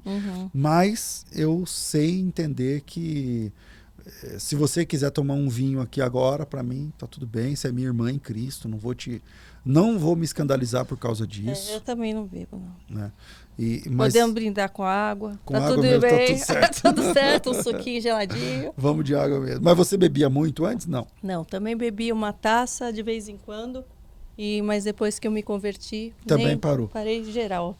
Mas eu parei também, mas não parei porque na época eu entendia que era pecado. Depois eu fui vendo na Bíblia que não é. Tem vinho na Bíblia, vinho, pessoal. Lá na Bíblia tem vinho de verdade. Agora, para mim, eu prefiro não beber. Deixa eu te perguntar mais uma coisa também. Tem várias, mas deixa eu seguir uma ordem aqui de raciocínio. Que eu ia te perguntar. Estava na ponta da língua. Esqueceu? Se esqueceu, foi um livramento. Ai, não! Não era nada assim tão complicado. Vamos lá. Você ganhou muitos seguidores e ficou bastante conhecido aí no período da pandemia também, por questão de um episódio na rádio, né, de um debate polêmico sobre homossexualismo e o que está na Bíblia, né? E você foi, assim, muito aplaudido pela forma com que você levou a conversa, com respeito, com cuidado, mas também defendendo o teu ponto de vista com relação a isso. Eu gostaria que você falasse, porque eu falo hoje em dia, o mundo pode falar sobre tudo, por que a gente não pode falar o que a gente realmente pensa e o que a gente está de acordo com? Foi o debate com a Alana Holder. Você assistiu? Isso, assisti, todinho. Foi um debate que eu quis ali, por respeito a ela, manter uma posição muito amistosa. Sabe por quê, Karina? Porque assim, imagina que você tem um vício, qualquer tipo, um comportamento, uma questão comportamental, que eu condeno, ou a Bíblia condena e tal, e a gente vem conversar. Então você já vem diminuída, entendeu? Quando ela chegou no estúdio, antes de começarmos o programa, eu tenho um escritório que fica no 5º andar. Então eu trabalho no mesmo prédio. Eu só subo, faço o programa e volto para o meu trabalho. Então para mim tá muito fácil. Então eu já estava lá. Aí quando ela chegou com a esposa e tal. Mas pensa numa pessoa que veio assim pisando em ovos, porque tipo ela tá no quartel-general de quem pensa contrário dela, né? Sim. Quem não sabe quem é a Alana, eu acho que você poderia explicar. A Alana Holder foi uma missionária muito importante na igreja evangélica na década de 90, uma pregadora e tal. E ela era conhecida como missionária Alana Holder. E depois ela tinha um testemunho que ela era ex-lésbica e tal, se casou, teve filho e tal. Depois ela voltou para o lesbianismo, né? Então hoje ela é uma pastora. Ela se apresenta como pastora evangélica, lésbica, tem uma igreja. E ela é casada com outra mulher, que é essa mulher com quem ela... Qualquer pessoa pode abrir uma igreja e colocar como igreja evangélica? Como que funciona Artigo isso? Artigo 5º da Constituição, qualquer pessoa. Qualquer pessoa. E aí, quando elas... Independente se segue o evangelho mesmo ou não? Porque não tem um órgão regulador teológico, né? É fé qualquer pessoa de qualquer religião, inclusive, não só evangélica. Você pode crer no que você quiser, o Estado é laico. E escrever igreja evangélica. Não, a evangélica... Geralmente, quando a pessoa escreve lá igreja evangélica, porque tem a ver com a Bíblia. Então, ela entende que a crença dela é oriunda da Bíblia. E foi nesse ponto que eu tratei no debate. Porque aí, quando elas chegaram, ela estava muito arredia ali, com medo, eu quebrei o gelo. Falei assim, Lana, bom, você deve estar me reconhecendo do banner, porque foi feito um banner que bombou, tal, tudo mais. Falei, você deve estar... Eu sou o pastor César Cavalcante, quero te dar bem-vindo aqui. Eu quero dizer para você que você vai ser tratado com todo respeito. Cara, eu não concordo com nada do que você fala. Porém, eu quero te deixar em paz de que você vai ser amplamente respeitada nesse debate.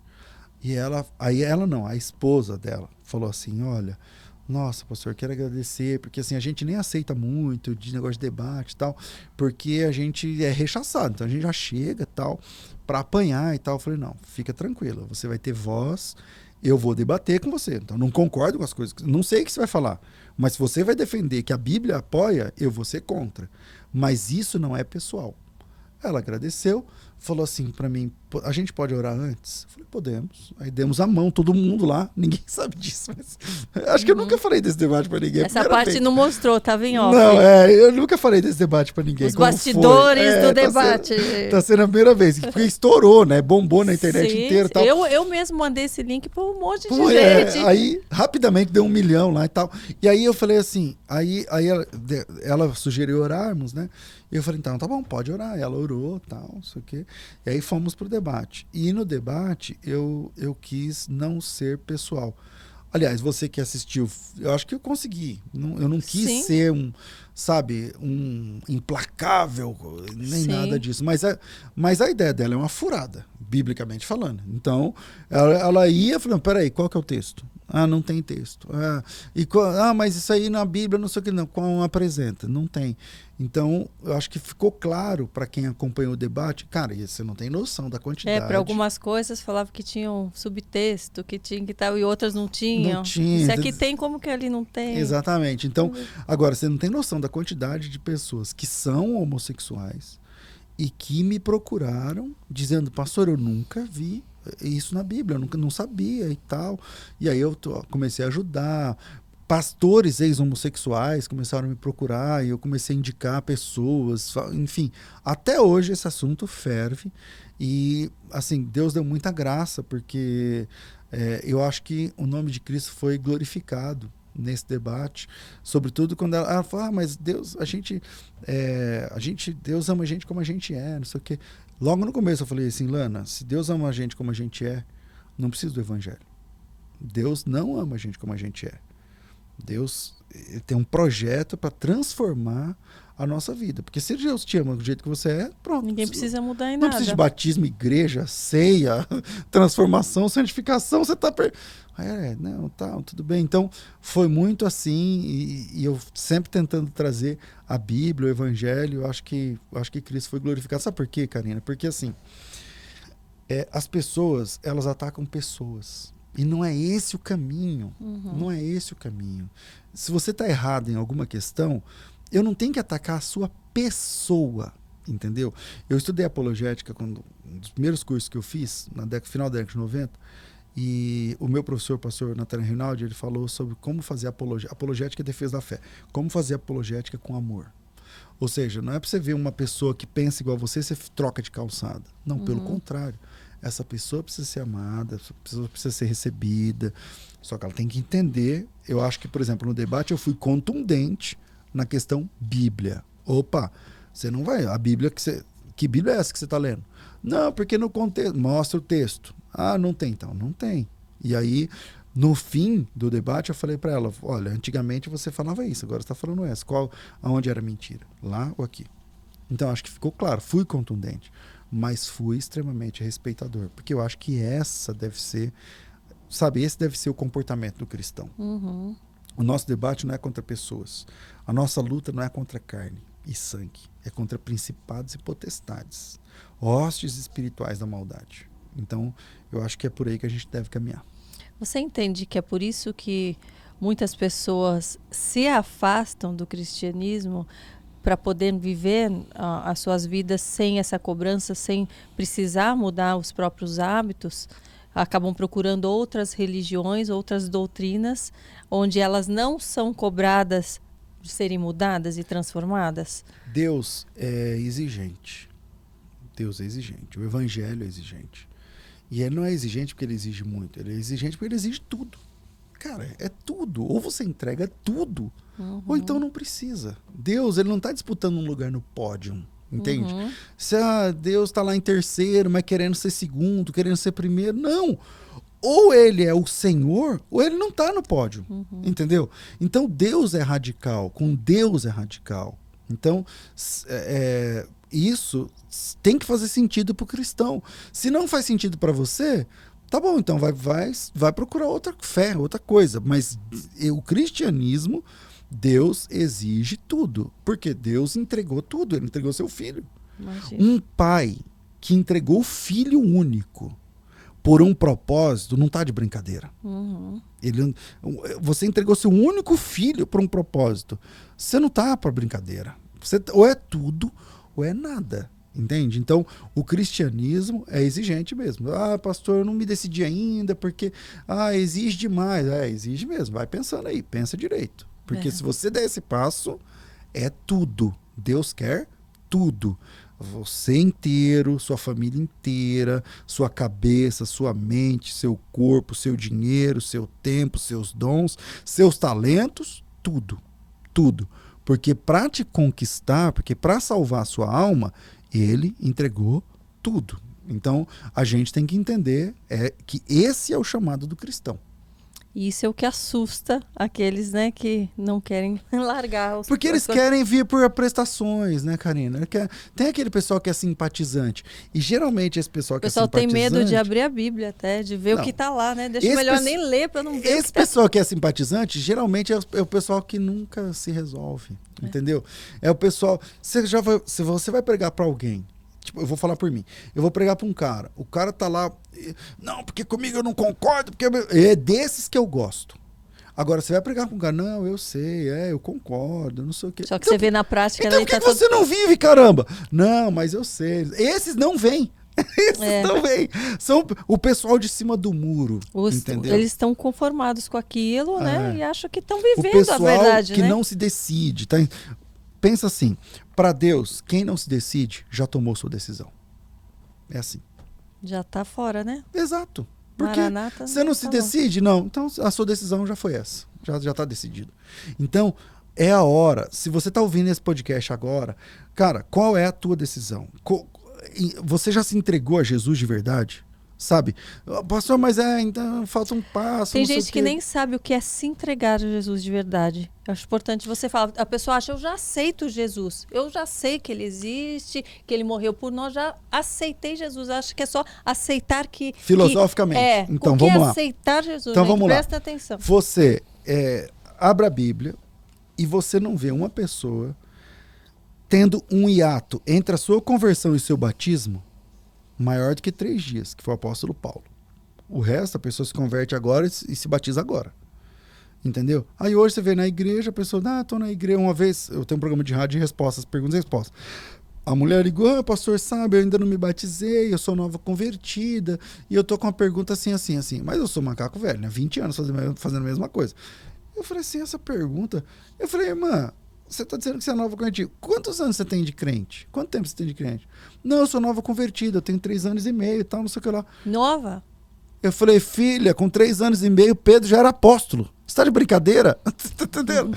3 anos e meio e achando que é nova convertida. Então, não, você não é nova convertida, você já é macaco velho de igreja, você já tá lá sabendo de tudo. Falta você dar um passo. Então, o que é se converter de verdade? Dê o passo nominalmente, primeiro, claro, nominalmente, que todo mundo tem que saber, no seu Facebook, no seu Instagram, na sua empresa, na sua família, na sua casa, seus amigos, seus inimigos, todo mundo tem que saber que você é cristão. Cristianismo não é questão de foro íntimo, é questão de praça pública, é de chegar e falar, eu sou crente agora. É como eu falei pro meu pai quando eu cheguei lá, falei, pai, o pastor perguntou quem queria ser crente, eu falei, eu. E agora? E aí?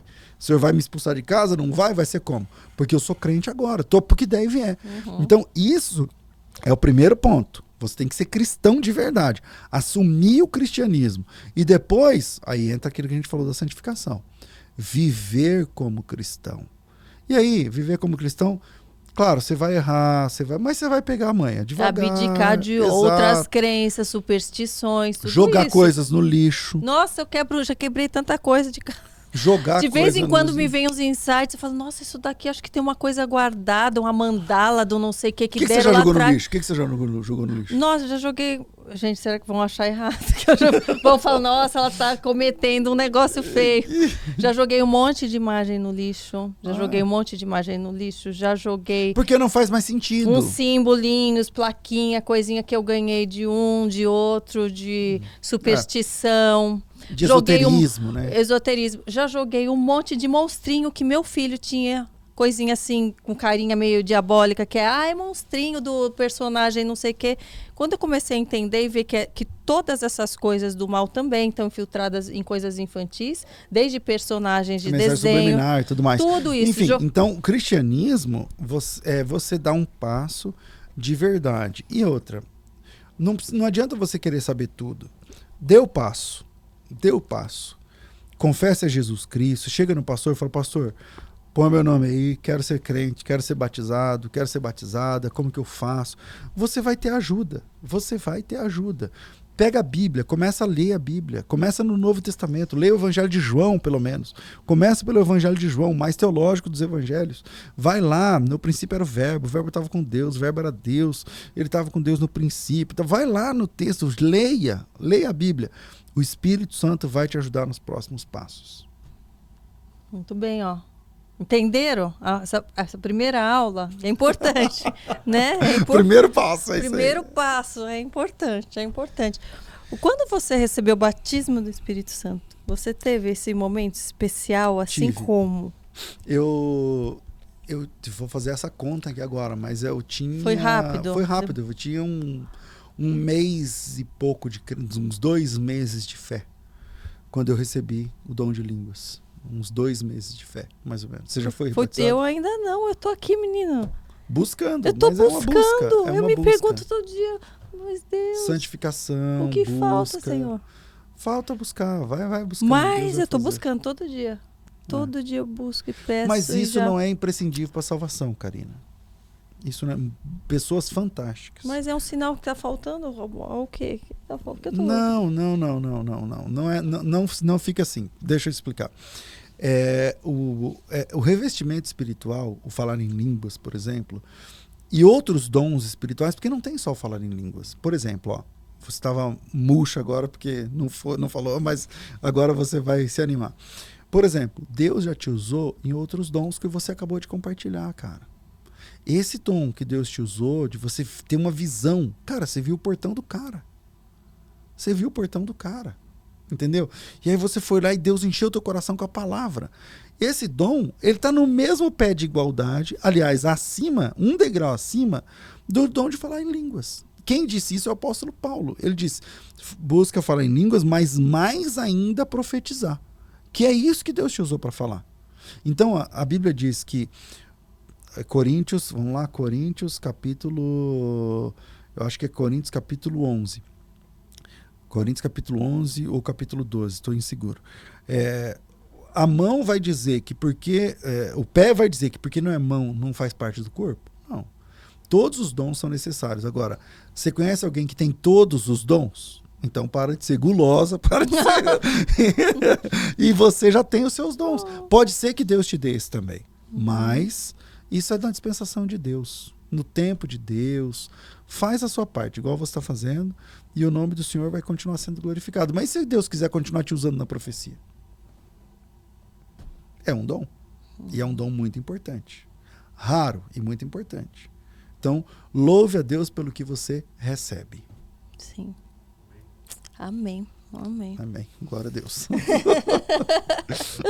Amém. Aliás, falando sobre o que eu recebi o meu estudo ali de Teologia. Um curso de teologia. Um curso de teologia. Verdade. Conta pra Eu gente. Eu vim pra cá porque eu sou reitor de uma faculdade de teologia. E aí eu vim pra cá, eu falei pra Vanessa, Vanessa, poxa, eu vou levar um presentinho, vou levar um livro meu, fiquei pensando num livro. Eu já achei que você já me dá os seus livros, mas daí veio Na próxima vez eu te dou o livro, eu vou lá, aliás, gente, no programa de rádio dele. Verdade. Todos os dias às 11 da manhã. 11 da manhã. Na Rádio Musical FM. Presta atenção. Também passa no meu canal, no canal da rádio, enfim. Aí eu fiquei pensando, aí eu tenho um curso de teologia que ele é mais simples, né? Chama Teologia Fácil. Aí eu falei assim, vou dar o curso Teologia Fácil pra Karina. Olha, gente, pra quem tem preguiça de ler, que não é meu caso, ok, que vocês falam, tem preguiça de ler. O tamanho do bitelo, eu nem sei quantas páginas. Pensa que é fácil entender tudo? Não é assim, não. Aí eu falei, eu vou levar um livro mais simples. Mas eu falei, não vai que ela tá com sede de buscar? E aí esse curso já te dá uma formação teológica, acadêmica e tal. Espero que você faça bom proveito, porque é um material primoroso, super vale a pena. E o pessoal faz o curso online ou é presencial? Como que é? Esse curso ele tem à distância, tem presencial em unidades. Depois da pandemia, a gente não voltou ainda com aulas presenciais. Então hoje ele faz 100% online. A pessoa recebe esse material em casa, o acesso das videoaulas, ele fala... Plantão tira dúvidas, conversa pelo WhatsApp com o professor. Tem um período para começar ou pode começar qualquer dia? Qualquer dia, qualquer hora, ele é livre. Você não me deu esse acesso às videoaulas aí, né? Então, aí falta você se inscrever. Aí preencher a ficha de inscrição, porque esse é um material didático. Eu te dei o material didático. Agora, e aqui tem como eu faço acesso. Tudo. Isso, aí você faz a inscrição, o pessoal vai te ligar depois do feriado e aí você consegue começar os seus estudos. Ótimo, viu? Uma dica para vocês também. E o programa da rádio, como você escolhe os convidados, os temas, como surgiu a ideia? Conta pra gente. Assim, essa rádio, ela é a principal emissora evangélica de São Paulo, de FM, né? É uma rádio de anos e anos de história. Quem apresentava esse programa era o saudoso Carlos Apolinário, que era o diretor da rádio. E aí, quando ele faleceu, o filho dele começou a apresentar, apresentou um tempo, que é o Cláudio, e depois a rádio me convidou porque mudou para a Avenida Paulista, e aí ele não continuou. E aí a rádio me convidou para assumir esse lugar, que foi uma honra. O Carlos Apolinário apresentava esses debates há 20 anos atrás e eu ia como debatedor, entendeu? Eu ia participar, debater temas e tal, não sei o quê. E aí eles me convidaram. Então, quando eu vim para assumir o lugar depois da morte do Carlos Apolinário, saudoso, foi deputado, vereador, governador, enfim. E aí eu ocupei esse lugar, eu chamei o pessoal da produção e falei assim, gente, e se a gente continuar com os debates, mas uma vez por semana, pelo menos, a gente trouxer uma entrevista? Porque até quando você me chamou, eu falei, gente, eu vou debater com quem? Eu vou lá, o pau vai quebrar. Gente, vou debater com quem? Algum artista também que é convertido e não é? O que vai acontecer? Eu tremi ali, daí não é só você. Falei, só entrevista. Eu não sei se estou preparada para debater. Mas pode estar, hein? Olha o curso aí. Então. É legal. Não vai me pegar de surpresa lá no dia. Aí. Não, lá é entrevista. E aí, a produção curtiu, né? Tem uma equipe fantástica, você vai conhecer, de produção lá. E aí, como a gente escolhe? Então, os ouvintes, eles sugerem temas, a gente também tem a nossa percepção ali, e a gente vai marcando, assim, e pensa num negócio diário e ao vivo. Então. Porque é ao vivo, não é negócio de corta, não. É tudo ao vivo. E aí a gente gera todos os dias um debate e uma vez por semana uma entrevista com pessoas assim que têm influenciado nossa geração. Nossa, foi tanta gente legal lá. E sempre com algo cristão, sobre 100%, a Bíblia, 100%, né? 100%, teológico. Às vezes, Karina, alta teologia, cara. Às vezes, alta teologia. Grandes teólogos, tal, já passaram por lá. Às vezes, assuntos do dia a dia. Né? Vinho, que você falou agora há pouco, crente beber vinho, pode ou não pode? Aí um que acha que pode, outro que acha que não pode. E eu sou o mediador desses embates, né, no debate. E uma vez por semana, eu até queria que fosse mais, mas é que a tradição é muito de debate, mas uma vez por semana personalidades, celebridades, pessoas que têm influenciado nossa geração através do evangelho. E aí, nisso, você está convidada para a próxima semana e vai ser bênção. Se preparem, se Vai preparem. ser bênção. E lá, você, é o que? De segunda a sexta, e os conteúdos que já foram, né, ao ar, elas acompanham aonde? No teu perfil ou no da rádio? Acompanham nos dois perfis, tanto no canal da rádio quanto no meu. O meu é César Cavalcante, o da rádio é FM Rádio Musical. E sobe também como em formato de podcast para as plataformas.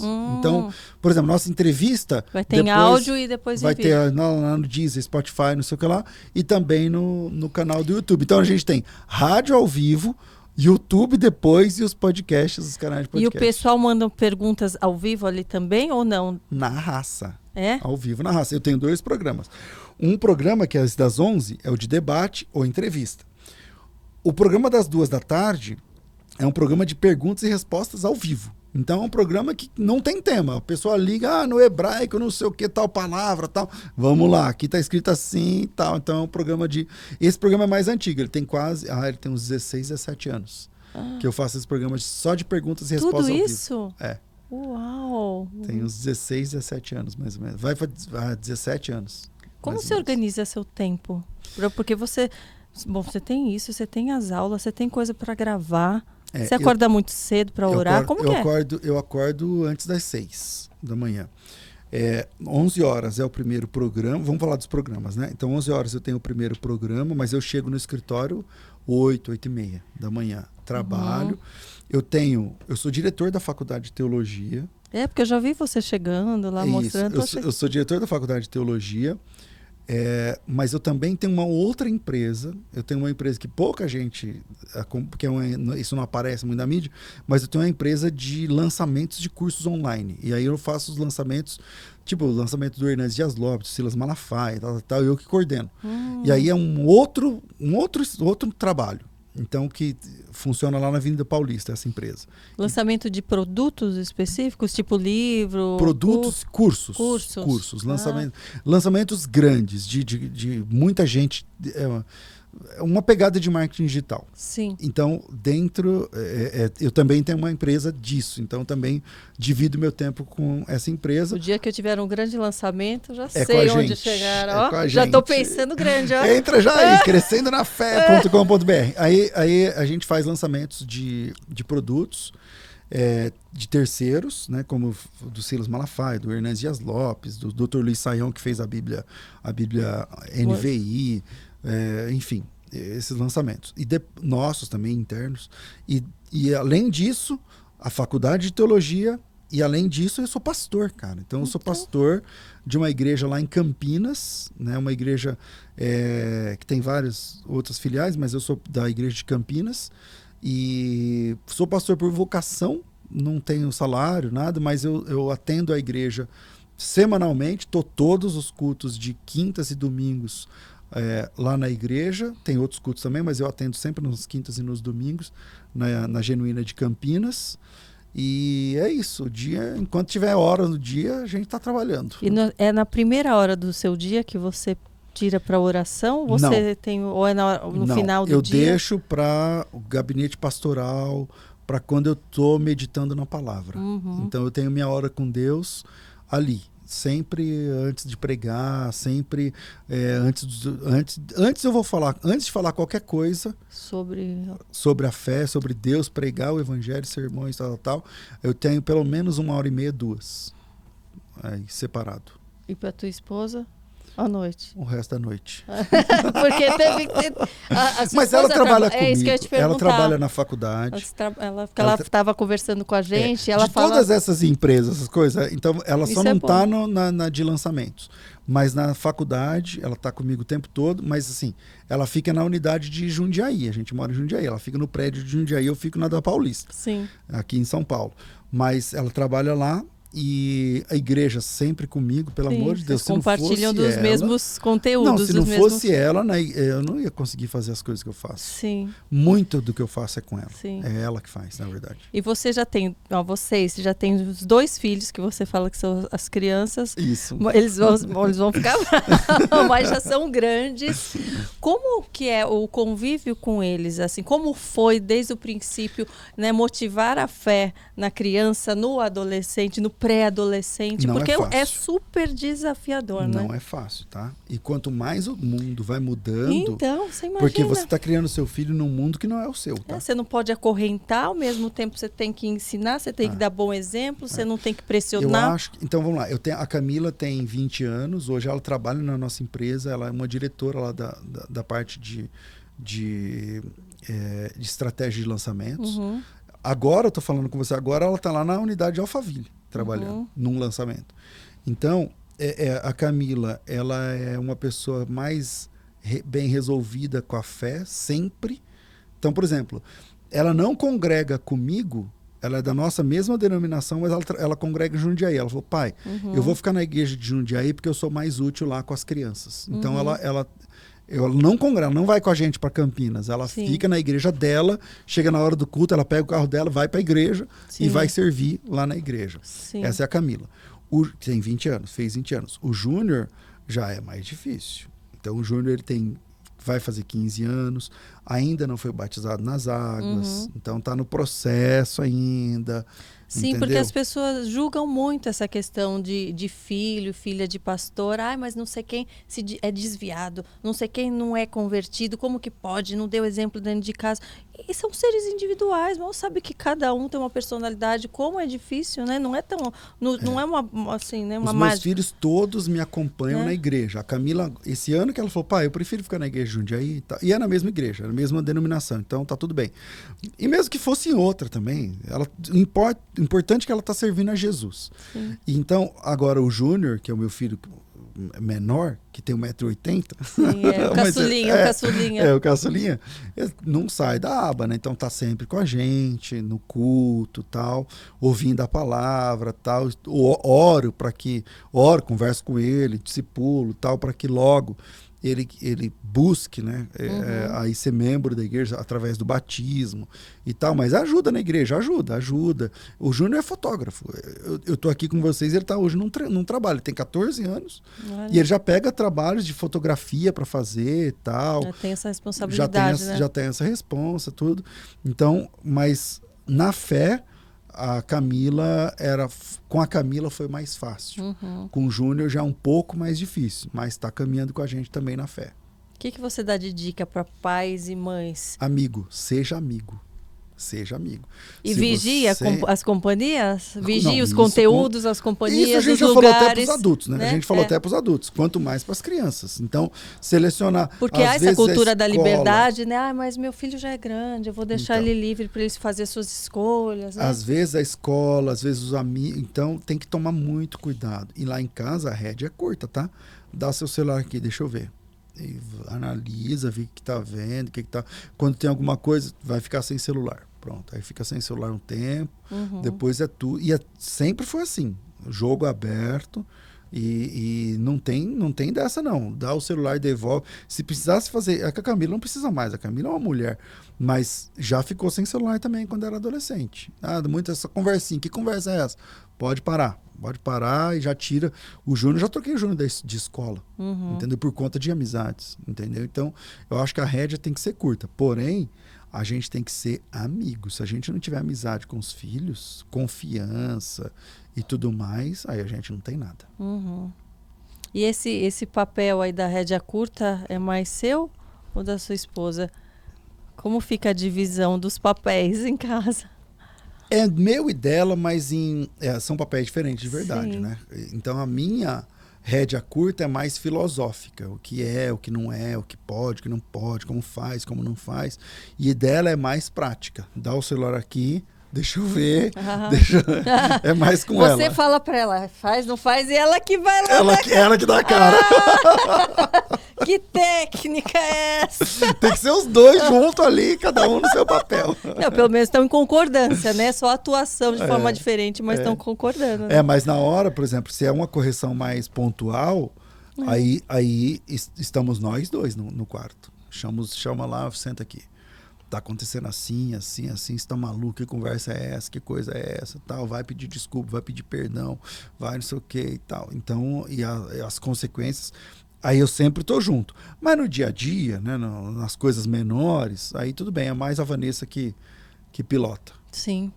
Você entende hoje, pelo que a gente está vendo, acho que não tem como eu não fazer essa pergunta, que estamos no final dos tempos e que a volta de Jesus está próxima, pelos sinais que a gente tem visto, ou é algo muito ainda, né, difícil de se confirmar? Com quanto que a Bíblia diga que não dá para saber o dia e a hora, e é o que a Bíblia diz, sim. Mas os sinais, né, a gente está fazendo esse podcast aqui num momento que está tendo o início de uma nova guerra, que pode ter desdobramentos, como eu disse no começo ou não, a nossa oração é que não tenha, mas ela tem todos os temperos e ingredientes para que tenha outros desdobramentos mundiais, ou pelo menos na Europa e tal. E eu sempre, quando eu enxergo esse tipo de coisa acontecendo no mundo, eu vou lá para Mateus 24 e tá tudo lá, né, Karina? Tá tudo lá. Então não tem como não dizer que isso é um ingrediente, isso faz parte do contexto da volta de Jesus. As posições teológicas se dividem, uns acreditam que Jesus vem antes da grande tribulação, outros que Jesus vem depois da grande tribulação, outros no meio da grande tribulação, mas o fato é, Jesus Cristo está próximo de voltar. Se é daqui 5 anos, 6 anos, 10 anos, 20 anos, não dá para saber. Mas, com certeza, a pandemia, né, as guerras, as nações contra nações, isso tudo faz parte do contexto que mostra que a volta de Cristo está cada vez mais próxima, com certeza. Você tem viagem para Israel programada? Era para eu estar lá hoje. Era? Era. Você desmarcou? O que aconteceu? Eu desmarquei porque, por conta do último lançamento que a gente está fazendo agora, não era para eu ter embarcado sábado e tá lá com um grupo nosso que está lá hoje.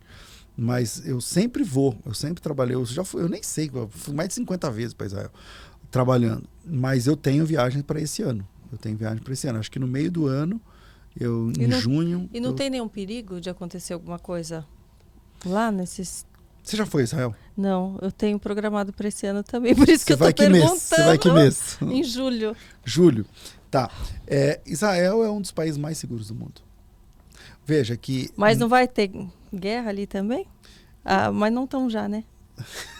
Eu acho que até junho já vai ter, tô brincando. Você está indo para isso, aliás, você já está indo preparado para lutar. Não, eu acho assim, alguns meses atrás, não sei se você vai lembrar, o Hamas, ele começou a bombardear Israel com mísseis. E cara, sei lá, 1% dos mísseis chegou em Israel, porque Israel tem uma proteção antiaérea que não tem igual no mundo. Não tem igual no mundo. Então, Israel é um país seguro. Agora, é claro que não é o melhor amigo. Ele e a Rússia não são os melhores amigos. Então. Entendeu? Então, e ele é historicamente aliado dos Estados Unidos. Então, a gente tem de estar sempre de olho. Você está entendendo? Nas informações e tudo mais. Porque é um sonho. Imagino que para você é um sonho conhecer Israel. Sim. Que bom, glória a Deus por isso. Mas se Israel estiver em guerra com alguma nação, não é uma boa ideia você ir lá conhecer, fazer turismo. Pois é. Né? Então não é uma boa ideia. Agora, nos últimos anos, Israel tem vivido paz. Menos nesse período aqui do Hamas. Mas, por exemplo, a gente tinha grupos lá e estava tudo bem. Tava tudo bem. Falando, aqui, o negócio é a gente se informar antes de embarcar, né? Se informar antes de embarcar. Tanto quanto a pandemia. Você me responde meu WhatsApp, hein? Antes de viajar. A hora que você tiver... a hora que você... Depois você me fala, quando estiver mais perto. Sim. E eu te falo direitinho, te dou várias dicas, coisas legais pra você fazer lá e tal. Sim. Que vai ser legal. Você vai em junho? Julho. Julho. Eu acho que eu vou... Nossa, mas julho é muito quente. Já tô sabendo que é quente, quente. Quente... Tipo, quente, 45 graus, Tipo quando vai na Disney no verão, assim, aquele verãozão. É isso aí. Pra mais. Mas enfim, você vai gostar, vai ser muito legal. Se Deus quiser, vai estar bem o clima. não somente o clima de temperatura, No mas geral. a outra temperatura Né? também. Tomara, senão eu mudo, né? Melhor esperar. Exatamente. Senão é melhor esperar. Né? E tá tudo bem, remarca. Entendeu? Sim. Mas eu amo Israel, gosto muito, você vai curtir, você vai gostar. Ano de eleição. O que você acha que as pessoas devem buscar em um governante, em um presidente, em alguém para liderar a nossa nação? Quais as características? Caráter. Não dá para esperar menos do que isso. E se você quiser mais do que isso, as pessoas tentam divinizar políticos. Sempre foi assim. E eu não entendo por quê. Uhum. Eu não entendo por quê. Acaba ficando uma idolatria, né? Exatamente. Não deixa de ser, né? Exatamente. E o ídolo, a Bíblia define o ídolo assim: ele tem boca, mas não fala, ele tem mão, mas não apalpa, tem olho, mas não vê, tem ouvido, mas não ouve. E essa é a definição de um ídolo. E às vezes esses ídolos são seres humanos, Uhum. que também não te ouvem, também não falam com você, também não te veem, também não te tocam, também não interagem com você, e você está lá, oh, eu sou seguidor de fulano e beltrano. Sim. Nós não somos seguidores de homens, tá? Então o que a gente tem que buscar para votar, na minha opinião, caráter, o menos pior, porque é fazer o quê? É a vida, entendeu? E não esperar características messiânicas em um candidato. Uhum. Ele é apenas um candidato, é apenas um político, tem defeito como todo político tem, mas se é o menos pior, é nele que eu, por exemplo, vou votar. Sim. É assim que eu penso. Você já pensou em se candidatar? Alguém já falou? Já te convidou? Sempre, mas nunca, claro que não. Nunca pensei. Sempre falam, mas eu nunca, não é minha pegada. Não. Acho que eu vou dizer, nunca diga nunca, mas eu acho que hoje eu não tenho essa vontade, nunca tive. Não se vê, né? Não. Acho que não é minha pegada. Como você se vê daqui 10 anos? Se No Jesus céu. não voltar Não, até lá, bom. calma. Se você não for, né? Arrebatado antes. Exatamente. Não, eu creio que a minha pegada é a educação. Eu tenho trabalhado na formação de pessoas na área da teologia, da apologética, das línguas originais do hebraico bíblico, enfim. E eu acredito muito na pegada da educação. Eu acho que essa transformação é uma transformação real. Tipo assim, quando você aprende alguma coisa, você não consegue desver aquilo que você viu. Então a pegada da educação é uma jornada de transformação. Então, eu estou nessa jornada aí da transformação. Ontem, eu acabei de sair de uma semana gratuita de hebraico que eu dei. E aí eu dei uma semana de graça de hebraico e tal. E ontem uma pessoa me mandou a aula e o filhinho dele aprendendo hebraico. Então, tipo assim, eu não lembro agora, tinha 6, 7 anos, a criança. E eles, pastor, olha que loucura, meu filho tá lendo aqui em hebraico e tal, não sei o quê. Então, isso não tem preço. Isso aí é meu salário, entendeu? Então, daqui 10 anos eu quero estar fazendo exatamente o que eu estou fazendo agora. Levando pessoas que têm sede de Deus a ter mais conhecimento da obra de Deus, da Bíblia Sagrada, da palavra de Deus.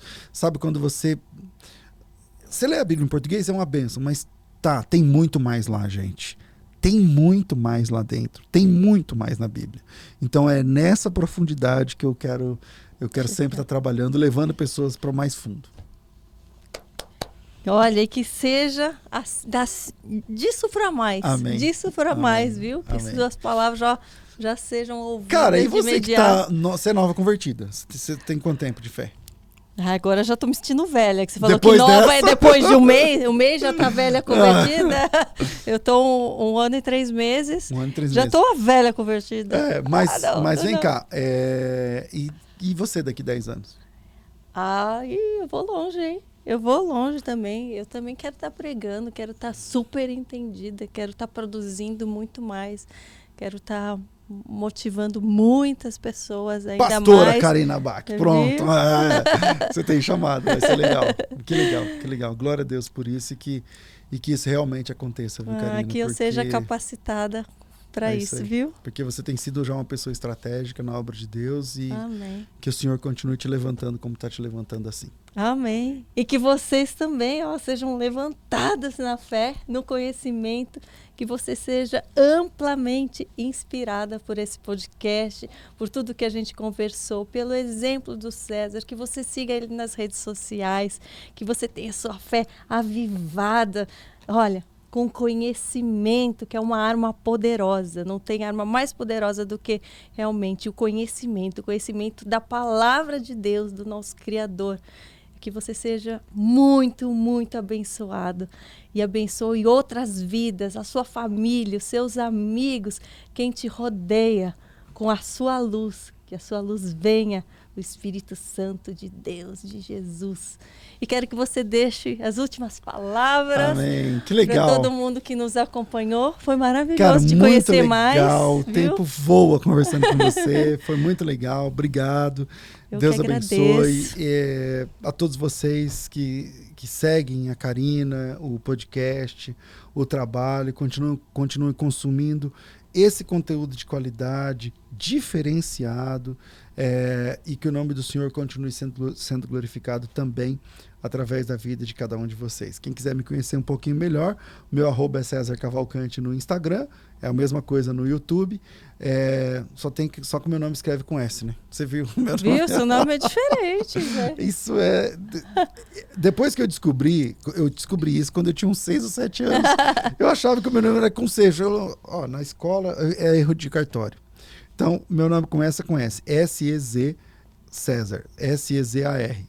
Cavalcante. Segue lá e vai ser bênção ter a sua companhia também nas minhas redes sociais. Karina, obrigado. Obrigada. E seja bem-vindo também lá no nosso programa de rádio, na Rádio Musical FM. Com certeza, toda segunda a sexta, 11 da manhã. É isso aí. Um beijo e até o próximo Positivamente. Comentem, compartilhem, distribuam o nosso podcast a todos que vocês amarem. Maravilha.